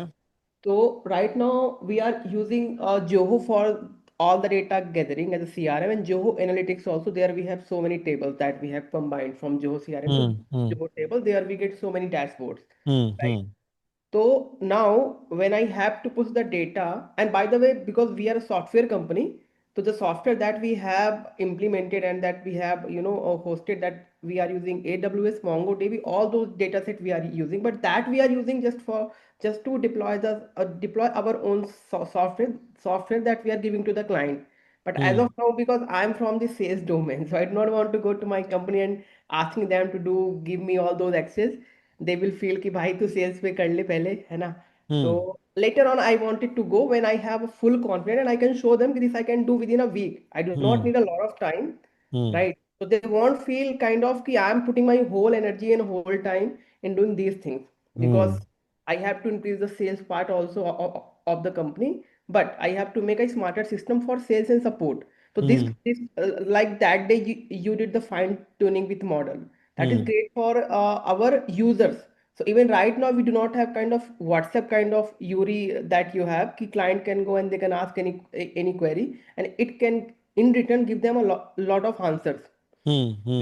which happens a lot. If I give you example, right now we have more than 1500 groups with client, with Hmm. different clients. So we are solving a lot of queries just only simply WhatsApp. Client Hmm. ask, then our team responds. Client ask, Hmm. then our team responds. Hmm. Hmm. And it is a lot of pressure and all those things. But yeah, we are not doing, I think companies not doing because there are so many other things. So the Hmm. data part, now the starting part, if I have to deploy over MongoDB, Neon and all, so how I'll do and how I will update again and again there in the in those system. Dhruv, I'm not able to get your question. Your question was very lengthy, and I think in between, so you have created a lot of deviations. So just in one single Okay. line, tell me your Yes, question, yes. final question. The data that we have right now over Hmm. Geo and Hmm. analytics in table format. If I Hmm. have to put in a MongoDB Hmm. and Neon, Hmm. okay. So how to Where is your data as of now? right now the sales data it is in Zoho Analytics, Okay, Zoho fine, CRM fine. in There must. table format. Fine, got it. So I have two type of data. If I Hmm. say okay, the first Fine, one is create a pipeline if you have to migrate it. Otherwise, just use a Zoho Analytics itself. Do they give a? I never used it basically. Do they give a API access, API control? they give, yes. Then it's fine. Why to transfer anywhere? So just use it. Use the same. No need to transfer anywhere in that situation, right? Simple. Write a function. Call the same thing. The way you are calling Neon over here, the way you will call any other DB. Okay, so instead of doing anything over there, because already we have Zoho Analytics directly, I can call the data and I can get the Exactly. Yeah. I mean, like if they have already providing you a API access or through a code, you will be able to access the database. Then why hmm. do migrate? Just use the same thing. Got it, got it. And the second data would be for from the support perspective. So that is our client data, that is our software data. That might we need to then integrate the AWS and MongoDB that we are using for the So software. it must be storing data somewhere, right? There must be some Yes, databases. Just yes. write one single function the way we have written for a SQL and for Mongo, fetch the data. So if something is available in databases, then like, it's very easy. It's not a big deal. So that's the reason I have shown you two databases, one SQL, one NoSQL. So similarly, write a function and then call the function. Okay, so even in a real time, so first time we have set up, we have done all the things. Now, when the data is getting updated, whether it is Hmm. sales data or whether it is our Hmm. software data, right? So Hmm. it, Hmm. it needs update on either on daily basis or weekly or monthly. So that Hmm. happens through integration, or that we have to do manually also, like, or it depends ki So what kind of. data update where? Like in a database already data is coming, right, on a regular basis. Yes. Yeah, so there Okay. is already updated data in that case. So what do you want to update? Where you want to update? Hmm. I Got mean, it. like data is already updated over there, right? So then what you will update? There is nothing to update anywhere. Okay, okay. And like as of now, as a project, as the initial part to make it happen, to make it like you have did it over here, because even I needed every single day report of my team and all. Hmm. So initially I can do with this Claude, and I Hmm. think in coming time after 3 and 4 weeks, once we'll be going with some project also end Hmm. to end. Hmm. That time I think I'll be able to deploy also and do every single thing end to end with my own interface, like you have did it with Yuri and all. Yeah, if you are like, building a project with me, then for sure, yes. Okay, so just till then, I just keep the class, whatever going on in the class. I think I just keep those things. Just at least, yeah, practice it. Just try to Same thing. use at least this one. This also looks beautiful, right? And impressive. Yeah, yeah. This is what. Yeah, so if your manager will see something like this, then obviously you will get appreciation or maybe appraisal before your appraisal cycle. Yes, yes, yeah. Actually, I have to report founder, so yeah, I have to give data. But right now, just I'm giving in unstructured format or either screenshot. But this looks Okay. more better. Yeah, if I can Yeah, this looks create a much better, right? So just like in his Cloud A, integrate in his Cloud A desktop itself, integrate. Your founder will wake up every morning and then he can check yeah, himself. yes, yes. That what I want. That what I want. Yeah, yeah. Okay, yeah. Okay, yeah. Okay, yeah. Sumit Sahu, go ahead. After that, Sumit. We have two Sumit today. Yeah, Sumit Sahu. What is your question? Hello, sir. Yeah, go So, ahead. I have actually done whatever you said, and I've changed the API and everything. Hmm. But it is coming your mail's answer only if I'll Do giving the. do a debugging on yourself. Yeah. Okay, If okay, you're not able to do it, then I'll solve. Fine. okay, okay. I will do that. Yes. Yeah. Yeah. Yeah. Okay. Sumit Sahu, what is your question? Okay, I think he's off. Fine. So fine, guys. Hope all of you have enjoyed today's class. All of you. I'm assuming that from my side. So just try to do the implementation, test it, create couple of more tool, try to give couple of more tool access, try to give maybe you are using WhatsApp or Telegram or maybe Slack or maybe Discord or anything. Even try to attach that as a tool. So keep on doing this kind of experimentation.